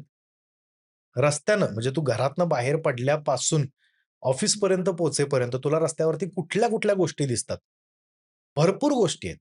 मग ते तुला रस्त्यावर फिरणारी जनावरं दिसू देत, एखाद्या ठिकाणी झालेला ॲक्सिडेंट दिसू दे, एखाद्या ठिकाणी एखादा बाप स्वतःच्या मुलाला किंवा मुलीला सायकलवरनं, टू व्हीलरवरनं, कारमधनं, रिक्षातनं स्कूलला सोडायला चाललेला आहे. मी 4 तुला वेगवेगळे एक्झाम्पल सांगितले. डिपेंड्स की तू कुठल्या गोष्टीला जास्त प्रायोरिटी देतोयस. हं, बरोबर? मग तू जर आता शाळेला सोडायला जाणारा बाप, हा जर तू कंटेंट करत असशील, हं, तर त्याच्यामध्ये काय आहे, की मला कधी माझे वडील शाळेला सोडायला आले नाहीत. म्हणजे हे मी एक्झाम्पल देतोय. असं कोणाचं तरी मत असू शकतंय. कुणाचं तरी हे असू शकतं, की मी पण वडिलांच्या सायकलवरनं जात होतो. ओके. नंतर त्या वडिलांनी मला तीच सायकल गिफ्ट केली, मी जरा हं, मोठा झाल्यानंतर. हं, म्हणजे हाफ चड्डीवरनं पॅन्टवरती जेव्हा आलो, तेव्हा मी ती सायकल घेऊन गेलो. हं, त्याच्यानंतर टू व्हीलर मग आधी ती बजाजची होती. स्कूटर होती आधी ती. त्याच्यानंतर मग स्प्लेंडर आली, टाइप्स असं काहीतरी. मग त्याच्यावरनं ते मला सोडत होते. त्याच्यानंतर आपण सांगू शकतो, की मग मी थोडासा मोठा झाल्यानंतर रिक्षा लावली. मग त्या रिक्षातनं रिक्षावाले मामा घेऊन जात होते आम्हाला. मग स्कूल बस आली ओके. किंवा आता माझ्या वडिलांच्याकडे कार आहे. मी कारमधनं ऑफिसला जातो स्कूलला ओके. म्हणजे जातो. एक स्टोरी आहे त्याला तुम्ही वेगळ्या पद्धतीने डिफाईन करू हां. शकता. तर एक तुमचा टॉपिक जो आहे ना, त्याला हं, म्हणजे आम्हाला शिकवलं जातं, की तुमचा कुठलाही जरी टॉपिक तुम्ही निवडत असाल ना, हं. तरी त्या टॉपिकला 10 अँगल तुम्हाला दिसले पाहिजेत. ओके. म्हणजे एक अंब्रेला जेव्हा आपण ओपन करतो, हं, तर त्या अंब्रेलाचा एक मधला जो दांडा सोडला, तर हं, बाकीचे जे हं, हे आहेत, बाकीच्या ज्या तारा आहेत, ते हं. तुमचे टॉपिक म्हणजे त्या टॉपिकशी रिलेटेड ते पॉइंटर्स असले ओके. पाहिजेत. आता ते पॉइंटर्स तुम्हाला कशा पद्धतीनं लोकांच्यापर्यंत पोहोचवता येतात, हं. ते मॅटर करतं. ओके. पाऊस सगळीकडेच पडतो. हं, पुण्यात पडणारा पाऊस काही वेगळा नाहीये किंवा कोल्हापुरात पडणारा पाऊस काही वेगळा नाहीये. हं, पण पावसाशी रिलेटेड तुम्ही काय-काय सांगू शकता? मग इथं दिवे घाट आहे किंवा मी रस्त्यानं ऑफिसवरनं येताना मला एखादा कुठलातरी स्पॉट मला दिसला आणि तिथं टपरीवरती उभारून कुणीतरी चहा पीत होतं ते मला दिसलं किंवा घाटातनं जाताना मला एखादा भुट्टा म्हणजे जे मक्याचं हे असतं, तर ते भाजताना दिसलं. मी माझ्या कॉलेज लाईफमध्ये गेलो परत. हं, मी कोल्हापूरचा आहे. यार आम्ही पन्हाळ्याला जाताना हे असं एन्जॉय हं. केलंय आम्ही टू व्हीलरवर. ओके. सो हे कनेक्ट तुम्हाला म्हणजे तू जेव्हा म्हणजे मी जेव्हा बोलत असतो, तू जर माझा रेडिओ वरचा शो ऐकत असशील, तर तुला असं वाटलं पाहिजे, की हा माझ्यासोबतच बोलतोय. हं. भले मी 1000 लोकांना तो ऐकू जात असेल शो. हां. पण तुझ्याबरोबर बोलताना मी कनेक्ट सूरज झालं पाहिजे हां. ते. ओके, सूरजला असं वाटलं पाहिजे, की सुमित माझ्यासोबत बोलतोय ओके. किंवा हं. सुमित माझी स्टोरी सांगतोय असं टाइप्स. ओके. सपोज जर तू आज मी सपोज तुला एक सिनारिओ देतो, तर तू कसा सांगशील? हं, सपोज तू समज की आज टी-एम-एफच्या पॉडकास्टला तू येतोय आणि मला पॉडकास्ट द्यायचा आहे. हं. जर तुला हे तुझ्या भाषेमध्ये जर तुला सांगायचं रेडिओला, तर तू कसं सांगशील? ओके. सो माझी सुरुवातच अशी असते, की नमस्कार, नमस्कार, नमस्कार. मी आर-जे सुमित तुमच्यासोबत आहे रेडिओ सिटी 91.1 एफएमवर आणि मी आजपर्यंत जवळपास एक 4,500 ते 5,000 इंटरव्ह्यूज घेतलेले आहेत, पॉडकास्ट केलेले आहेत. मग त्याच्यामध्ये सेलिब्रिटीज आहेत, पॉलिटिशियन्स आहेत, कॉमन लोकं आहेत. माझ्या घरचे काही मित्रमंडळी आहेत. मी त्यांचे पॉडकास्ट घेतलेले आहेत. पण आज मला ॲज अ गेस्ट म्हणून ज्या एका माणसानं बोलवलेलं आहे, त्याचं नाव आहे सूरज. आणि सूरजच्या ऑफिसमध्ये जाऊन सूरज मला कुठले प्रश्न विचारणार आहे? कारण मी लोकांचा इंटरव्ह्यू घेतलाय, पण मला कुठले प्रश्न विचारले जाणार आहेत हे मला माहिती नाही. आणि मला असं वाटतंय, की जसा नीटचा पेपर फुटला, तसाच मला पेपर फुटीचा हा विषय मिळणार आहे का? म्हणजे मला सूरज पहिलाच पेपर देणार आहे का? बघूयात सूरजचा आणि माझा कॉन्टॅक्ट काय होतोय, ते सगळं तुम्हाला ऐकायला मिळेल. त्यासाठी ऐकत राहा रेडिओ सिटी 91.1 FM. सुमित तुमच्यासोबत आहे. ओके. मस्त. म्हणजे तुम्ही लिटरली कनेक्ट केलं, की हे म्हणजे किती सिंपल होतं, की मी पॉडकास्टला चाललोय. हां. मग तुम्ही त्या वेमध्ये तुम्ही ते एक्सप्लेन केलं. एक कनेक्शन जे बिल्डअप होतं, म्हणजे क्रेझी. म्हणजे तुम्हाला टाईम नाही भेटला. विदिन सेकंड तुम्ही ते करून दाखवलं. सो आता सपोज ह्याच्यामध्ये हां. जर तू बघितलंस, एक फन अँगलमध्ये मी एका गोष्टीला टीज केलं. हं, नीटचा पेपर फुटला. हं. ओके. सो आता येस. हे पण खूप गरजेचं आहे, की काही लोकं याला फन वेमध्ये पण घेतील, की हां. अरे हां, म्हणजे पेपर फुटला आणि मग याला आधीच स्क्रिप्ट मिळाली आणि मग या प्रश्नांची उत्तर देतोय का? हं. आणि काही लोकं खूप सिरियसली घेतील, कारण आता तो हॉट टॉपिक आहे. हां. सो हे जेवढं लोकांना कनेक्ट आता हे लोकांच्यापर्यंत पोहोचले ऑलरेडी. भरपूर असे हॉट टॉपिक्स आहेत सध्या सुरू असणारे. तर ते लोकांच्यापर्यंत तसं टीज करून तुम्ही तुमचा कनेक्ट त्या गोष्टीला कनेक्ट करून तुम्ही लोकांच्यापर्यंत ओके, पोहोचवायचं असतं. सो ओके, हा डिफरन्स आहे आर-जे आणि ओके. बाकीच्या लोकांमध्ये म्हणजे असं. मला हे जाणून घ्यायला आवडेल, की तुम्ही स्टोरी टेलिंग कशी करता? म्हणजे आणि कशी स्टोरी टेलिंग असली पाहिजे, जी लोकांना रिलेट होईल? आता मी फक्त हे माझ्यासाठी विचारलं, कारण मी कंटेंट क्रिएशनमध्ये आहे. सो ती कशी केली पाहिजे आणि कशी ती इम्पॅक्टफुल असते तितकी लोकांना कनेक्ट होण्यासाठी? हे बघ, आता मी जसं मगाशी पण तुला म्हटलं, की लव्ह स्टोरी सगळ्यांची आहे. बरोबर? माझी पण आहे, तुझी पण आहे, भरपूर लोकांची आहे. हां. प्रत्येकाला प्रेम झालेलं आहे, प्रत्येकाचं ब्रेकअप झालेलं आहे. येस. मग ब्रेकअपची कारणं वेगळी-वेगळी असू शकतात. हां. मग कधी-कधी असं असू शकतं, की तू आणि तुझ्या गर्लफ्रेंडनं एकमेकांना तुम्ही शब्द दिला असेल. हं. पण मग दोघांपैकी कुणीतरी एकानं करियर चूज केलं, एकानं फॅमिली चूज केली, असं काहीतरी रिझन असू शकतं. तर तुम्ही भलेही म्हणजे जेव्हा प्रेमात पडता तेव्हा नाही, नाही आपण लग्नच करूयात. हं. ह्या हिशोबानंच तुम्ही प्रेम करत असता.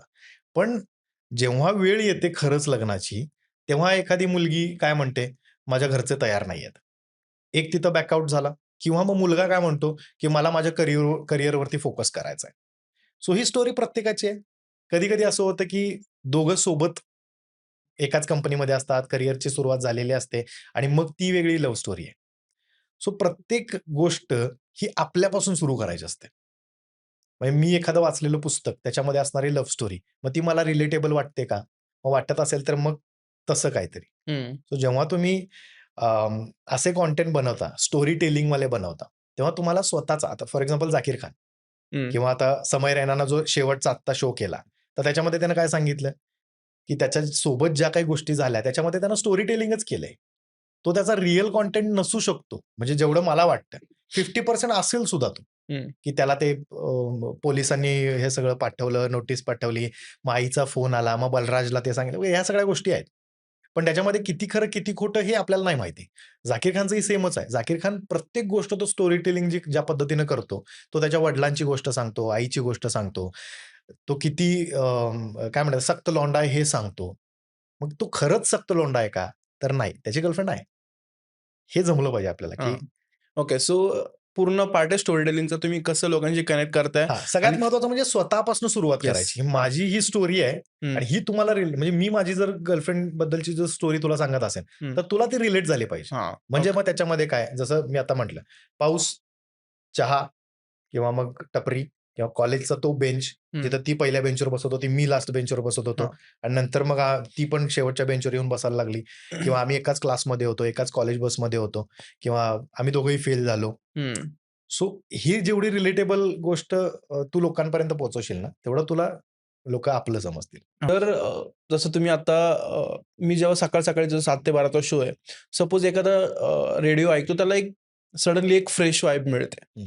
सपोज तू बोललास की स्टोरी टेलिंगने आपण लोकांशी कनेक्ट होतो. मला सांगा एखादा माणूस जर डिप्रेशनमध्ये आहे किंवा एखादा माणूस टेन्शनमध्ये आहे. हं. तर तुम्ही काय कराल? म्हणजे कसं त्याला कनेक्ट परत कराल? सेम हां. मी माझी स्टोरी सांगेन. हं. मला पण कधीतरी डिप्रेशन आले. हां. मला पण कधीतरी सुसायडल थॉट्स आलेत. मी हं. पण कधीतरी ट्राय केला असेल. हां. पण त्याच्यानंतर काय? मी कसा ओव्हरकम केला त्यातनं? मी कसं बाहेर पडलो त्यातनं? हां. मग मला कोणी सांगितलं का? मग माझा एक मित्र किंवा माझी एक मैत्रीण हं. किंवा मग म म्हणजे माझे वडील कधीच न बोलणारे, ज्यांनी मला कधीतरी बसून विचारलं, हां. की "अरे, तुला काही प्रॉब्लेम आहे का? हं. पैसे कमी पडतायत का? तुझा हं. ई-एम-आय भरायला तुला पैसे नाहीयेत तर मी देऊ का?" हं. ह्या गोष्टी जशा माझ्या लाईफमध्ये आहेत, तशा प्रत्येकाच्या लाईफमध्ये आहेत. हां, तुझा पगार तुला पुरत नाही का, हा विचारणारा जर मित्र कोणी असेल, आपण त्याला जास्तीत जास्त काय करू शकतो? हो, मला पगार पुरत नाही. हां, तो भलेही तुम्हाला मदत नाही करू दे. त्याचा पगार आपल्यापेक्षा जरी कमी असला, तरी विचारणारं कोणीतरी आहे ना. सो हेच आहे, की जर समज तू डिप्रेशनमध्ये आहेस आणि मी माझी स्टोरी सांगतोय तुला. फॉर एक्झाम्पल माझं जेव्हा डायलिसिस सुरू होतं, तेव्हा मलाही वाटलंच होतं ना, की आता मी संपलोय. म्हणजे मला आता इथनं पुढे माहिती नाही माझं काय होईल. पण त्यातनं मी बाहेर पडलो आणि मी आज लोकांना सांगतोय, की बाबा तुम्ही किडनीची जास्त काळजी घ्या.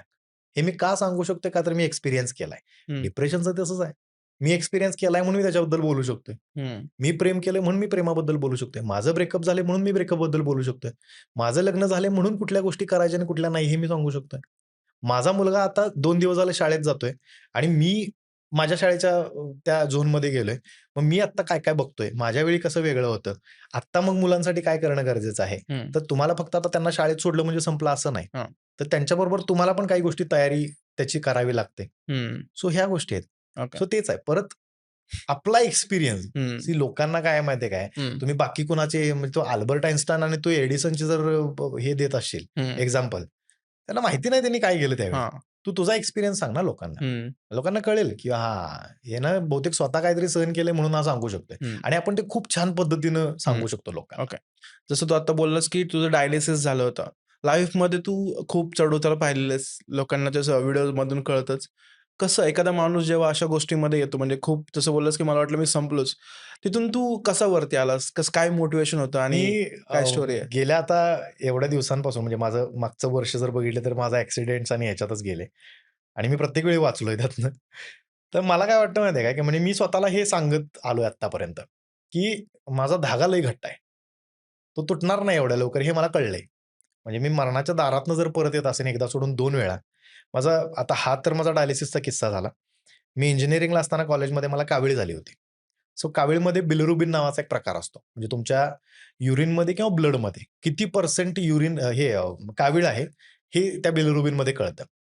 सो 0.35 म्हणजे नॉर्मल बिलिरुबिन असतं. माझी जवळपास काहीतरी 34,000 झाली होती. सो तेव्हा पण मला डॉक्टरनी सांगितलं होतं, म्हणजे जेव्हा तुम्हाला कावीळ होते, तर तेव्हा एकतर तुम्हाला तिखट खायचं नसतं, आंबट खायचं नसतं. हां, फक्त उकडलेल्या भाज्या, ते पण मूग वगैरे आणि हं, भाकरी.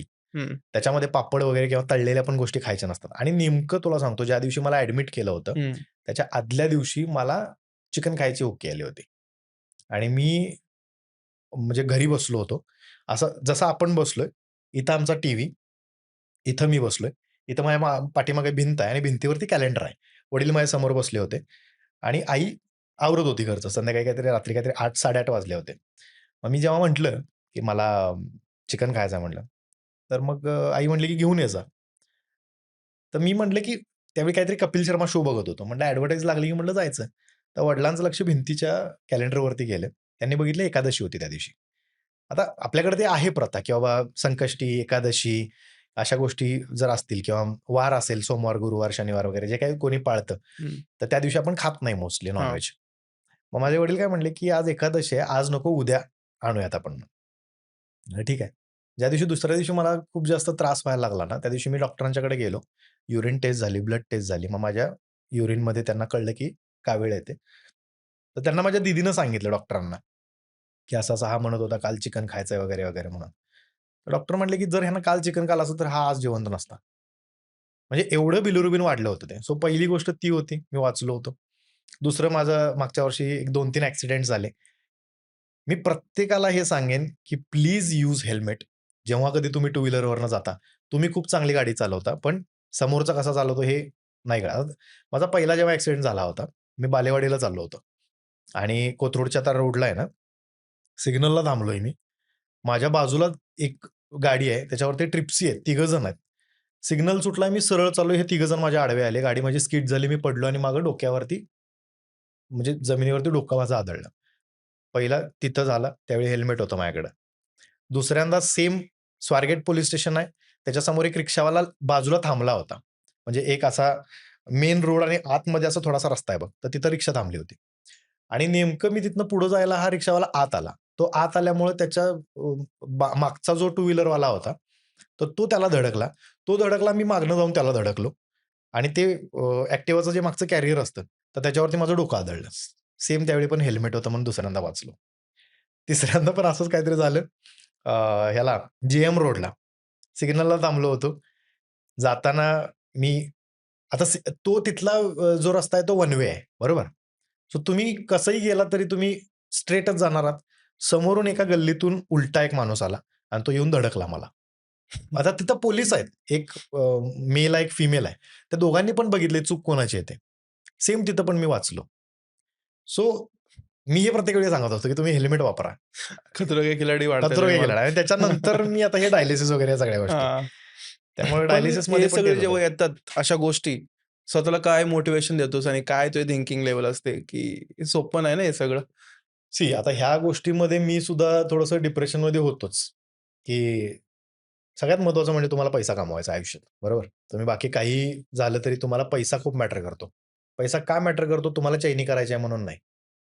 तर तुम्हाला इन फ्युचर तुमच्या आई-वडिलांना सांभाळायचं आहे. हं, मग ते आत्ता ठीक आहे, ते आत्ता काम करतात वगैरे सगळ्या गोष्टी आहेत.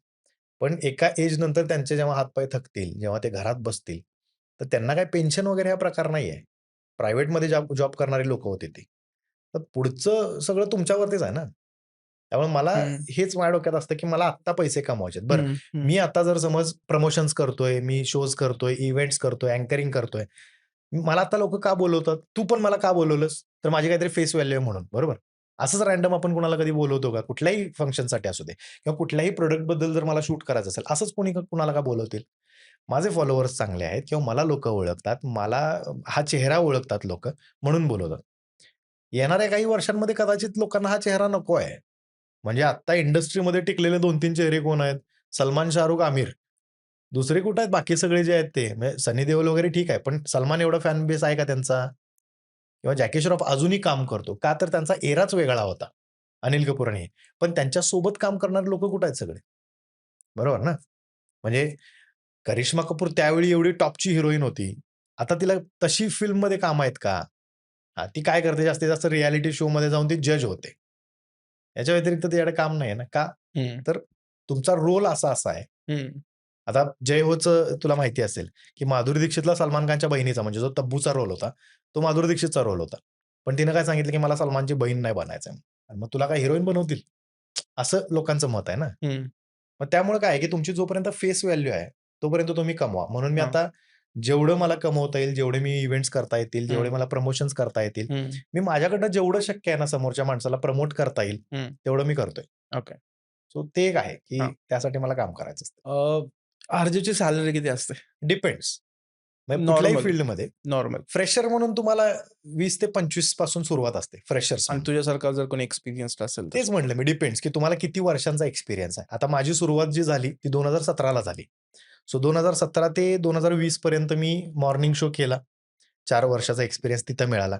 त्याच्यानंतर मग मी कोल्हापूरला आलो. तिथून मी वर्क फ्रॉम होम करत होतो. त्याच्यानंतर मी पुण्यात शिफ्ट झालो. पुण्यात शिफ्ट झाल्यानंतर सुद्धा मी एका YouTube चॅनलसोबत काम केलं. कारण मी इंटरव्ह्यूज देत होतो त्यावेळी. इकडचा जॉब सोडून मी दुसरीकडे बघत होतो. मग तो 4 वर्षाचा जो काही माझा एक्सपिरियन्स आहे आणि त्या 4 वर्षात तू काय वेगळं केलंयस?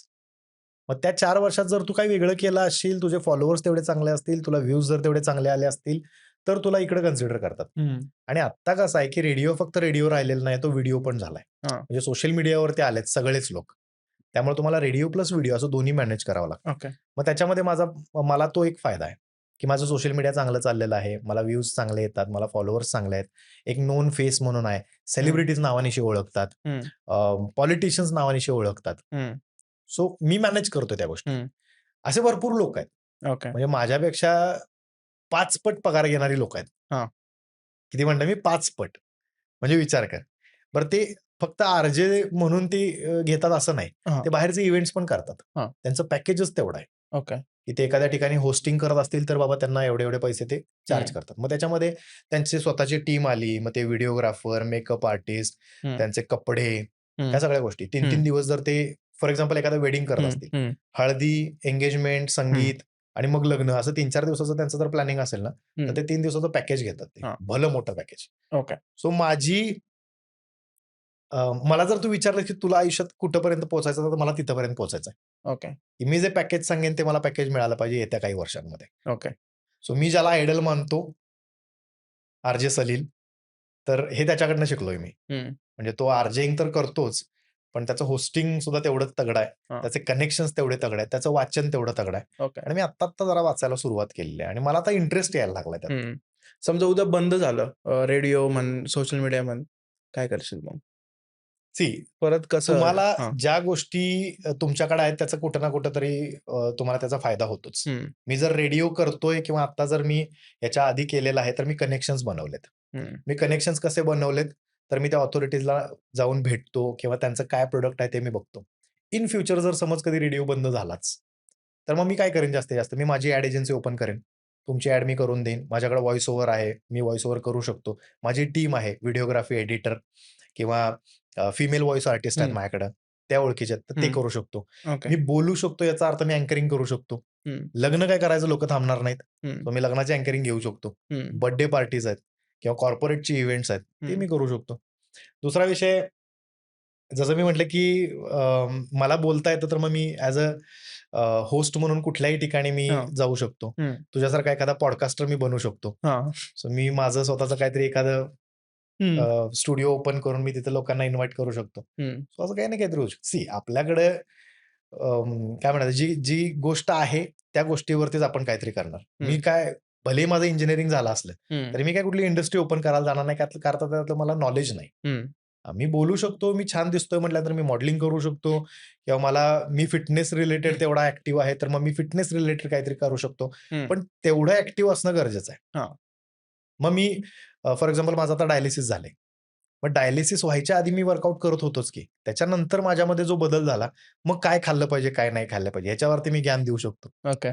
सो सो तुम्ही डाएट फॉलो लाईफमध्ये करा. भरपूर गोष्टी बघितल्यात, की मी भरपूर कुठेही बघितलेत रे. अडलो तरी हां, नाही थांबू शकत. हां. बरं दुसरी गोष्ट जसं हां. तू म्हटलास की अजून काय? तर मी YouTubeवरती माझं चॅनल ओपन करून मी हं. रिलेशनशिपचे सल्ले देऊ शकतो. लोकांना तेच पाहिजे रे. तू रिलेशनशिपवरती सारखं येतोय. ब्रेकअप पण बोललास, ब्रेकअप झालतं. हं. काय काय स्टोरी काय थोडं ऐकायला आवडेल? कॉलेजचं प्रेम सी हं, प्रत्येकाच्या लाईफमध्ये कोणीतरी एक असतं, जे हं. कॉलेजवालं प्रेम असतं. हां, ते काय लाईफटाईम चालतं असं नाही. हां. हां, खूप क्वचित लोकं असतात जे स्कूलपासून प्रेम करतात. माझा बॉस म्हणजे मी नाव आता जाऊ दे त्याचं नाव घेतलं तर काय त्याला काही प्रॉब्लेम नाही तसा. पण आमच्या ऑफिसमध्ये एक असं आहे ना, की प्रत्येकाची फॅमिली एकमेकांना ओळखते. हां, प्रत्येकाची लव्ह स्टोरी प्रत्येकाला माहिती आहे. हां.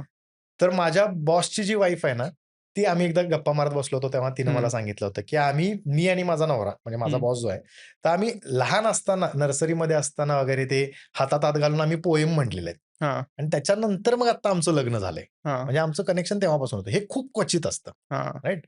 सो मग कधीतरी मला शाळेत कोणीतरी आवडलं असेल, मग कॉलेजमध्ये माझं कधीतरी प्रेम झालं असेल. मग हं, ते 1-2 वर्ष चाललं असेल. त्याच्यानंतर मग तू तुझ्या वाटेला, मी माझ्या वाटेला. हं. कारण ते इनोसंट प्रेम असतं हां, कॉलेजवालं. हं, आणि आपण तिथे कितीही सीरियस झालो तरी आपल्या हातात नसतं ते. हां, कारण मग त्यानंतर तुम्हाला सेटल पण व्हायचं आहे, तुम्हाला पैसे कमवायचे आहेत, तुमचं पॅकेज चांगलं असलं पाहिजे. हं. पॅकेज चांगलं झाल्यानंतर तुम्हाला पहिल्यांदा तुमच्या घरातल्यांना तुम्हाला मॅनेज करायचं आहे किंवा हां, कन्विन्स करायचं आहे आणि मग त्याच्यानंतर तुम्हाला त्या पोरगीच्या घरी घेऊन जायचं आहे. हां. अशा भरपूर गोष्टी आहेत, ज्या ओके, माझ्या लाईफमध्ये कधी झाल्याच नाहीत.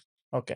थोडं आपण बॅक टू सोशल मीडिया येऊ. सोशल हं, मीडियाच्या रील्स वगैरे तू बनवतो. हं, पण सोशल मीडियावरती आपलं आजकाल असं दिसतं, की रील्समुळं लोकं व्हायरल होतात आहे. हं.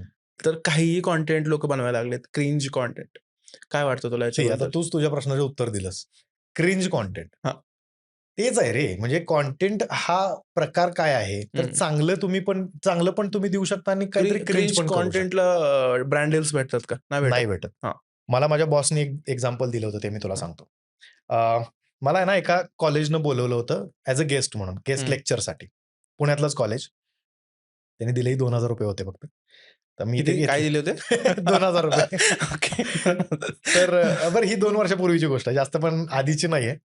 मग मी ते घेतले नाही. म्हटलं तुम्हालाच घ्या म्हटलं ते. पण होतं काय, की मी माझ्या बॉसला सांगितलं त्या दिवशी. म्हटलं, "बॉस यार मैं यहाँ पे शो रिकॉर्ड करके वहाँ पे इतने दूर गया था मैं और वहाँ पे जाने के बाद मुझे बॉस सिर्फ ₹2000 इन्होंने थमा दिए." मतलब बोल रहे थे की बरं यांनी सांगितलं पण काय मला, की ₹2000 चा चेक देणार आहे म्हणून. म्हटलं 2000 चा चेक कोण देतंय? सो मग माझ्या बॉसनी मला काय सांगितलं माहिती आहे का? सी तुला ऐकणारी लोकं ही कॉलेजवाली मुलं किंवा मिलेनियल्स किंवा ही बाकीचे लोकं आहेत. म्हणजे तुला कुठल्या इव्हेंटला बोलवतील, कुठल्या शोजला तुला बोलवतील, जिथं तू फिट बसतोयस. हं.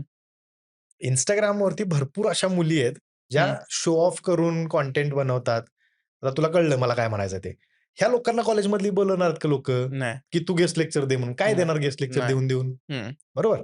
किंवा कुठल्यातरी एका स्पिरिच्युअल गोष्टींसाठी ह्या लोकांना बोलवणार आहेत का, की तुम्ही बोला जरा हं. देवाधर्माबद्दल. हं. ते बोललं तरी लोकांना का त्यांचा देवधर्म कुठं दिसतोय? हां. दिसणारच नाही ना त्यांना. नाही. सो ते आहे. क्रिंज कंटेंट केलेल्या लोकांना एखाद दुसरं प्रमोशन मिळू शकतं का? तर फक्त त्यांना व्हायरल व्हायचं आहे म्हणून. हं.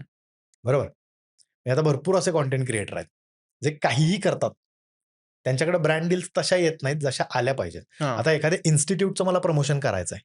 मी करू शकतो. हां. माझ्याकडे ते नॉलेज आहे. मी ते बोलू शकतो हं. आणि माझ्याकडे बघून मी लोकांना तिथं आणू शकतो, पुल करू हां. शकतो. बरोबर? हं. किंवा एखाद्या रिअल इस्टेटचं. हं. मी एखादा फ्लॅट नवीन घ्यायचा तर मी ते त्या पद्धतीने मी त्याला हे करेन. बोलू शकता. बोलू शकतो किंवा मी त्याला डिझाइन करेन, बरोबर. की मी आणि माझी वाईफ किंवा मी आणि माझी आई आम्ही दोघं जण डिस्कस करतोय, हं. की अरे किती वर्ष अजून रेंटच्या घरात राहायचं. झालं की आता चांगला पगार आहे, कमवतोय चांगलं. दोघं नवरा-बायको कमवतोय तर आपण स्वतःचं घर घेऊयात. हं. आता हा कंटेंट तुला सुद्धा रिलेटेबल आहे. का हं. तर तुझा स्वतःचा स्टुडिओ आहे. हं. तू आणि तुझी वाईफ काही विषय म्हणजे बोलत असाल, की अरे आता रेंटेड स्टुडिओमध्ये आपण काम करतोय, स्वतःचं घेऊयात. हां. हा थॉट तुझ्या पण डोक्यात आहेच ना. बरोबर. सो मी जेव्हा कंटेंट हा देणार आहे, तेव्हा समोरचा माणूस पण ते विचार करतो. की अरे हां यार, आपण पण विचार करूयात आता. झालं की मुलं आता शाळेला चालली.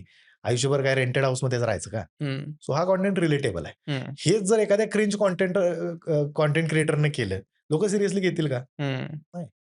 हां, मग तेच आहे परत, की काही लोकं जे असतात ना, काही ब्रँड्स असतात ना, ते फक्त त्यांचा ब्रँड पुश करण्यासाठी हं. आणि हे ब्रँड पण मोठे-मोठे ब्रँड्स आहेत. नॉर्मल पण कुणी नाहीये. हं. म्हणजे एवढे मोठे ब्रँड्स आहेत ज्यांना गरजच नाहीये प्रमोशनची. असे पण लोकं. का? तर फक्त बाबा ह्या माणसाच्या तोंडातून आमच्या ब्रँडचं नाव गेलं पुढं. हं. एवढंच असतं. ओके. जर तुला सांगायचंय क्रिंज ह्यांना कारण क्रिंज कंटेंटवाले त्यांना पैसे जास्त नाही कमवत. त्यांना फक्त फेम भेटतं. हां. पण त्यांना तू काय सांगशील व्हिडिओ थ्रू, की काय केलं पाहिजे तुम्ही आणि काय नाही केलं पाहिजे? मी सांगू काय? तुमची चॉईस आहे तुम्हाला काय करायचं ते. ओके. बरं तुम्हाला फॉलो करणारा जो कोणी एक वर्ग आहे, हं. त्यांना तुमचा कंटेंट आवडत असेल किंवा ते हां. तुम्हाला का फॉलो करत असतील तर त्यांना बरं मी असं नाही म्हणणार, की क्रिंज कंटेंट करणारे लोकं हे वाईट असतात. हां. मला काय म्हणायचं आहे, की एखादा क्रिंज कंटेंट क्रिएटर जो आहे, त्याचा कंटेंट बघून मला 2 सेकंदासाठी का असेना, पण माझ्या चेहऱ्यावरती स्माईल येते. हं. मग जाऊ दे. मग तो काय करणार? तो गटारात का लोळणार? मला काय करायचंय? हां. बरोबर? हां. हां, पण सेम एखादा माणूस खूप जीव तोडून कुठलीतरी गोष्ट सांगतोय हं. आणि त्या गोष्टीमुळे मला आनंद होतोय किंवा हं. माझे इमोशन्स बाहेर पडतायत, तर हं. मला ते पण पाहिजे. पण क्रिंज कंटेंट लगेच व्हायरल होतं. जे एफर्ट टाकून जास्त मेहनत लावून करतात त्याचे कंटेंट व्हायरलच जात नाही. विषय तोच आहे ना रे, हां. की मला एकतर ह्याला नावं ठेवायची आहेत हं. किंवा मला ह्याला वाईट बोलायचं आहे हं. किंवा माझ्या मित्रांच्या सोबत समोर ह्याची लायकी काढायची आहे मला. हां. म्हणून मी तो व्हिडिओ शेअर करतो किंवा मी हां. त्याच्यावरती जाऊन कमेंट करतो हां. किंवा मी ती स्टोरी लावतो, की अरे काय फालतूगिरी काहीतरी चालू आहे. हेच आहे ना, म्हणून ते व्हायरल होतात. हं. बाकीच्या गोष्टींमध्ये काय असतं, मी समज आता गोष्ट मनातलीचा व्हिडिओ कोणीतरी बघतंय. हां. मी काय विचार करणार, की समोरच्या माणसाने जर माझा कंटेंट बघितलाय, हं. त्याच्यावरती कमेंट केली तर त्याला तो जास्त आवडलाय. हां. पण कधी-कधी काय होतं, की मी एखादा कंटेंट बघतो, एखाद्या लव्ह स्टोरीबद्दल मी बोललेलो असतो. तर माझी पण सेम स्टोरी आहे. हां. मी पण तिला मिस करतोय. इथपर्यंत मी स्वतःला सांत्वन देऊ शकतो. हां. मला मी माझ्यापुरता आनंद ठेवू शकतो. मी तो कोणाला शेअर नाही करायचा आहे मला. म्हणजे हं. मला तो व्हिडिओ पण कोणाला पाठवायचा नाही किंवा स्टोरीला पण ठेवायचा नाही. पण हं. ठीक आहे ना. सेल्फ हॅपीनेस पण एक प्रकार असतो. हां. लोकांच्या सोबत शेअर करूनच होतो किंवा मिळतो असं नसतं. ओके. आता आपण थोडंसं परत इकडे येऊ. कोल्हापूरच्या ते मंदिराला काय? कळस, 2.5 कळस. कोटीचा कळस 2.5 सोन्याचा. कोटीचा कळस.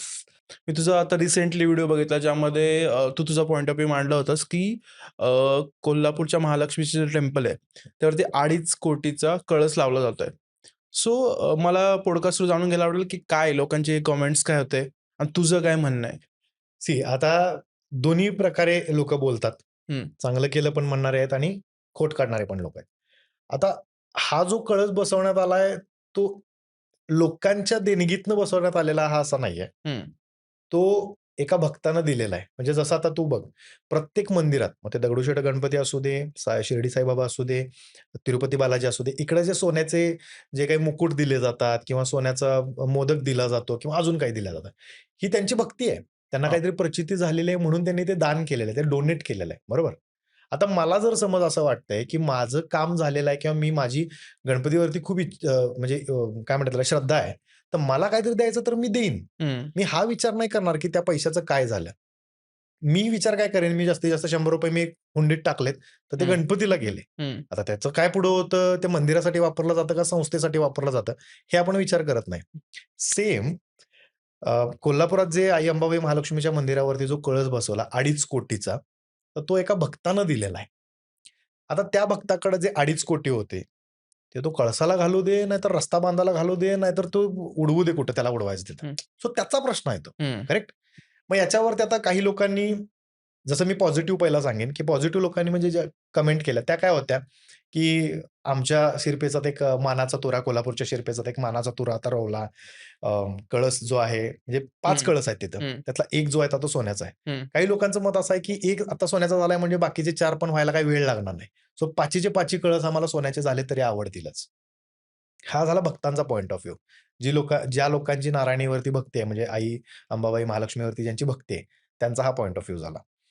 दुसरा जो एक वर्ग आहे तो काय कमेंट करतोय, की मग तेच पैसे रस्त्यासाठी किंवा मूलभूत सुविधा ज्या आहेत, पाणी किंवा हॉस्पिटल्स, शिक्षण किंवा पार्किंगची सोय, या गोष्टींसाठी जर तो खर्च केला असता तर अजून भारी झालं असतं.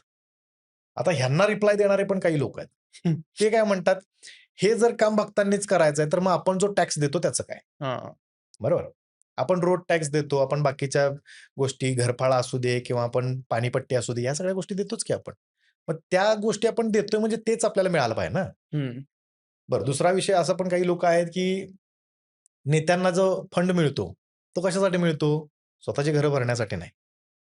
तो ह्या कामासाठीच मिळतो. हं, असं आता ह्या कमेंट्स आहेत, बरोबर? हं, आणि ह्या कमेंट्समधनं लोकांचं हे कळतं म्हणणं, की काय त्यांना हवंय हं, ते. हं. त्यामुळे मी दोन्ही गोष्टी तुला सांगितल्या, की पॉझिटिव्ह बोलणारी पण लोकं आहेत, ओके. एक भक्त म्हणून आणि निगेटिव्ह बोलणारी पण लोकं आहेत. मग आपण त्याला निगेटिव्ह म्हणायचं का त्यांच्या पॉइंट ऑफ व्ह्यूनं ते पॉझिटिव्ह म्हणायचं? हं, हा त्यांचा प्रश्न आहे. ओके. कुठलीही पण गोष्ट असते ते लोकांचं पॉझिटिव्ह, निगेटिव्ह दोन्ही नाण्याला हे 2 बाजू असतातच. आहेत. येस. तुम्ही एक बाजू नुसती हे हं. करूच शकत नाही. ओके. सो तू कोल्हापूरचा आहेस. तर मला मी जेव्हा नेक्स्ट टाईम व्हिजिट करेल, तर मला सांग की कोल्हापूरमध्ये कुठल्या ठिकाणी जावं? कुठल्या ठिकाणी खावं? अरे, मी तुला सांगतो, मी एका पॉडकास्टमध्ये हे सांगितलं होतं ऑलरेडी काय, हां. की कोल्हापूरमध्ये गेलात तर तुम्ही दिवसभर तुमचं असं-असं तुम्ही हं. प्लॅन करू शकता. पण त्याच्यामध्ये सुद्धा काही लोकं आहेत ज्यांना परत तेच, की नाण्याला तशा 2 2 बाजू. बाजू आहेत. हां. मी सांगितलं सकाळी, की तुम्ही लवकर उठा, मस्त हं, छान हं, आणि सकाळी उठून जर तुम्ही हं, पहिल्यांदा दर्शन करून आलात किंवा पहिल्यांदा तुम्ही नाश्ता करायला गेलात, तर मग तुम्ही मिसळ खा. मिसळ खाऊन झाल्यानंतर मग तुम्ही आई अंबाबाई महालक्ष्मीच्या दर्शनाला जा. तिथून जर तुम्ही अजून कुठे पुढे जाणार असला, तर मग तुम्हाला कोल्हापुरातलं दुपारी मटण जर खायचं असलं, नॉन-व्हेज खायचं असलं, तर तुम्ही तर लोकांचं असं झालं, की "अरे, मग दर्शन घेऊन कोणी मटण खातं का?" वगैरे. हां. अरे, मी ओव्हरऑल त्या दिवसाबद्दल तुम्हाला सांगतोय. तुम्ही खा, जबरदस्ती खा असं नाही, तुमच्या तोंडात नाही घुसवत आहे मी. सो ते पण आहे. त्यामुळं मला काय म्हणायचं आहे, की कोल्हापुरात ज्या गोष्टी आहेत त्याच्याबद्दल मी बोलतोय. हं. तुम्हाला काय खायचं, कुठं खायचं, मी त्या प्लेसबद्दल तुम्हाला सांगू शकतोय. ओके. हां, तुम्हाला नाही खायचं आहे नका खाऊ. सो मोस्टली लोकं 1 दिवसासाठी जातात. कारण हां. कोणी स्टेला जात नाही. सो मे बी लोकं 1 दिवस किंवा हार्डली 2 दिवसामध्ये मोस्ट ऑफ द ज्या गोष्टी कव्हर करतील त्या गोष्टी कव्हर करतील. तुला आता सो मी सांगू का, हां. ज्या लोकांना मी आत्तापर्यंत भेटलेलो आहे, जे हं, कोल्हापूरचे नाही आहेत. मग ते सेलिब्रिटीज असू देत किंवा अजून म्हणजे हं, ज्या शहरांमध्ये मी कामं केलेली आहेत, तिथले लोक असू देत. हं, जेव्हा त्या लोकांना कळतं, की मी कोल्हापूरचा आहे, तेव्हा ते म्हणतात, की "यार, कोल्हापूरला गेलो ना, हं. दर्शन झालं म्हटलं, की आम्ही जातो बघ मस्त कुठेतरी नॉन खायला." अरे, हे ते लोकं बोलतात ते मी तुम्हाला सांगायला लागलोय. तुम्ही माझ्यावरती काय हे करताय, की "अरे, तू कशाला सांगायला लागलायस म्हणून हे खाऊ नका आणि ते खावा" आणि हं, म्हणून. सो तसं नाही आहे. मी तुम्हाला सांगतो, मी मिसळ पण तुम्ही खाऊ शकता. तांबडा पांढरा रस्सा तुम्ही म्हणजे मटण वगैरे तुम्ही ट्राय करू शकता. व्हेज हॉटेल्स पण काही चांगले आहेत. तिकडे तुम्ही जाऊ शकता.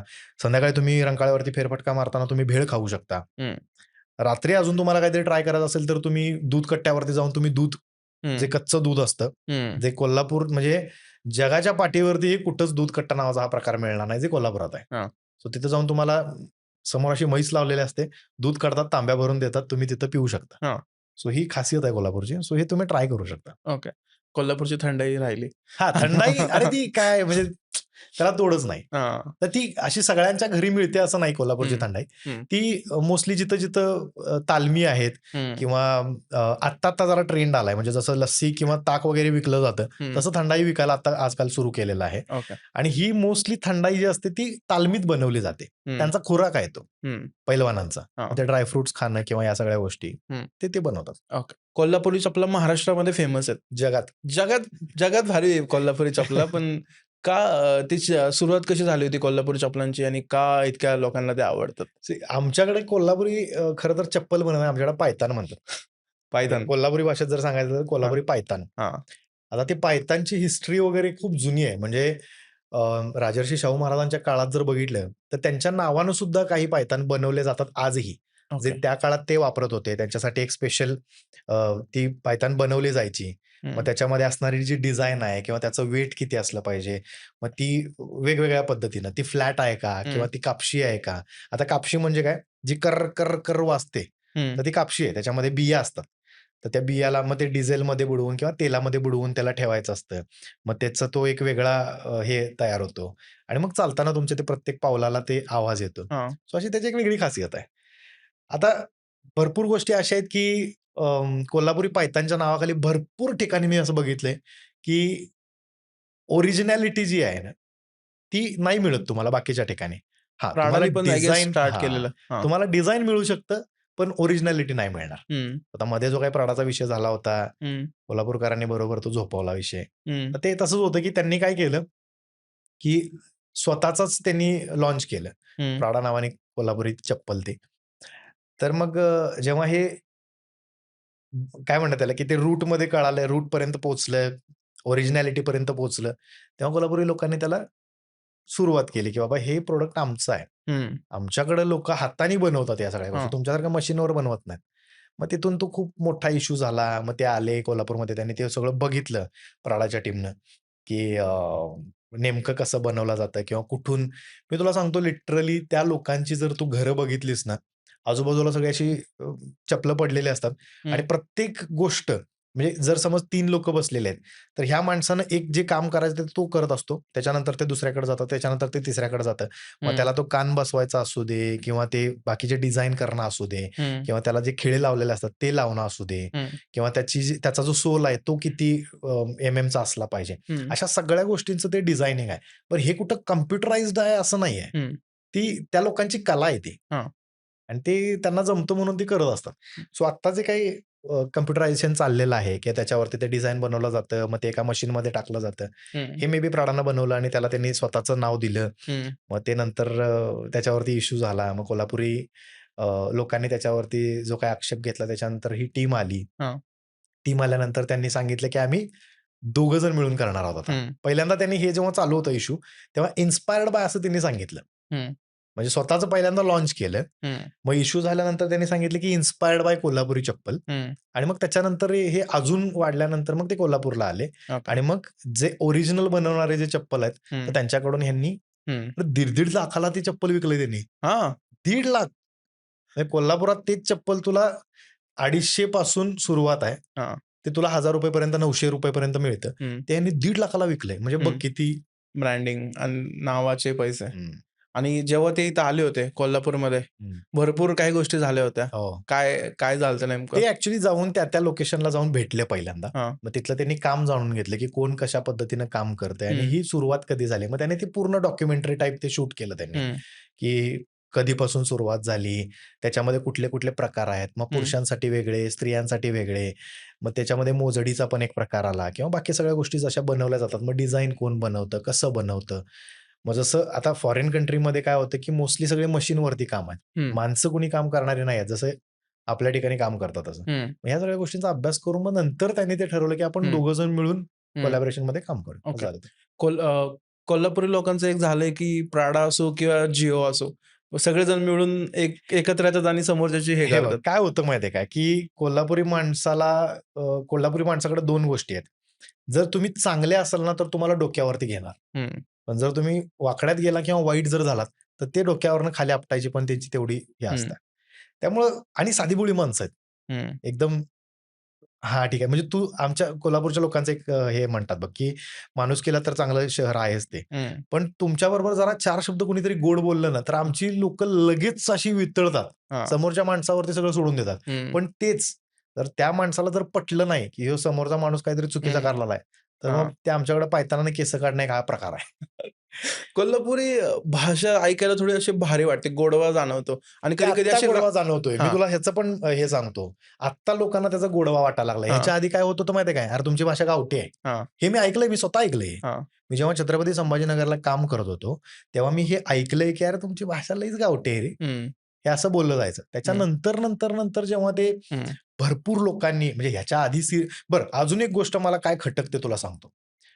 आजकाल सीरियलमध्ये सुद्धा भरपूर वेगवेगळ्या ठिकाणी लोकेशनमध्ये शूट होतं. त्याच्यामध्ये वेगवेगळ्या आर्टिस्टना घेतलं जातं. काही आर्टिस्ट जे आहेत ते खरंच कोल्हापूरचे जे टिपिकल कोल्हापुरी बोलतात हं, आणि मला त्या लोकांच्याबद्दल प्रचंड रिस्पेक्ट आहे. हं, पण काही लोकं जे बोलण्याचा प्रयत्न करतात, त्यांना त्यांच्या डिरेक्टरनं सांगितलेलं असतं, की तुम्ही हं, कोल्हापुरी बोला.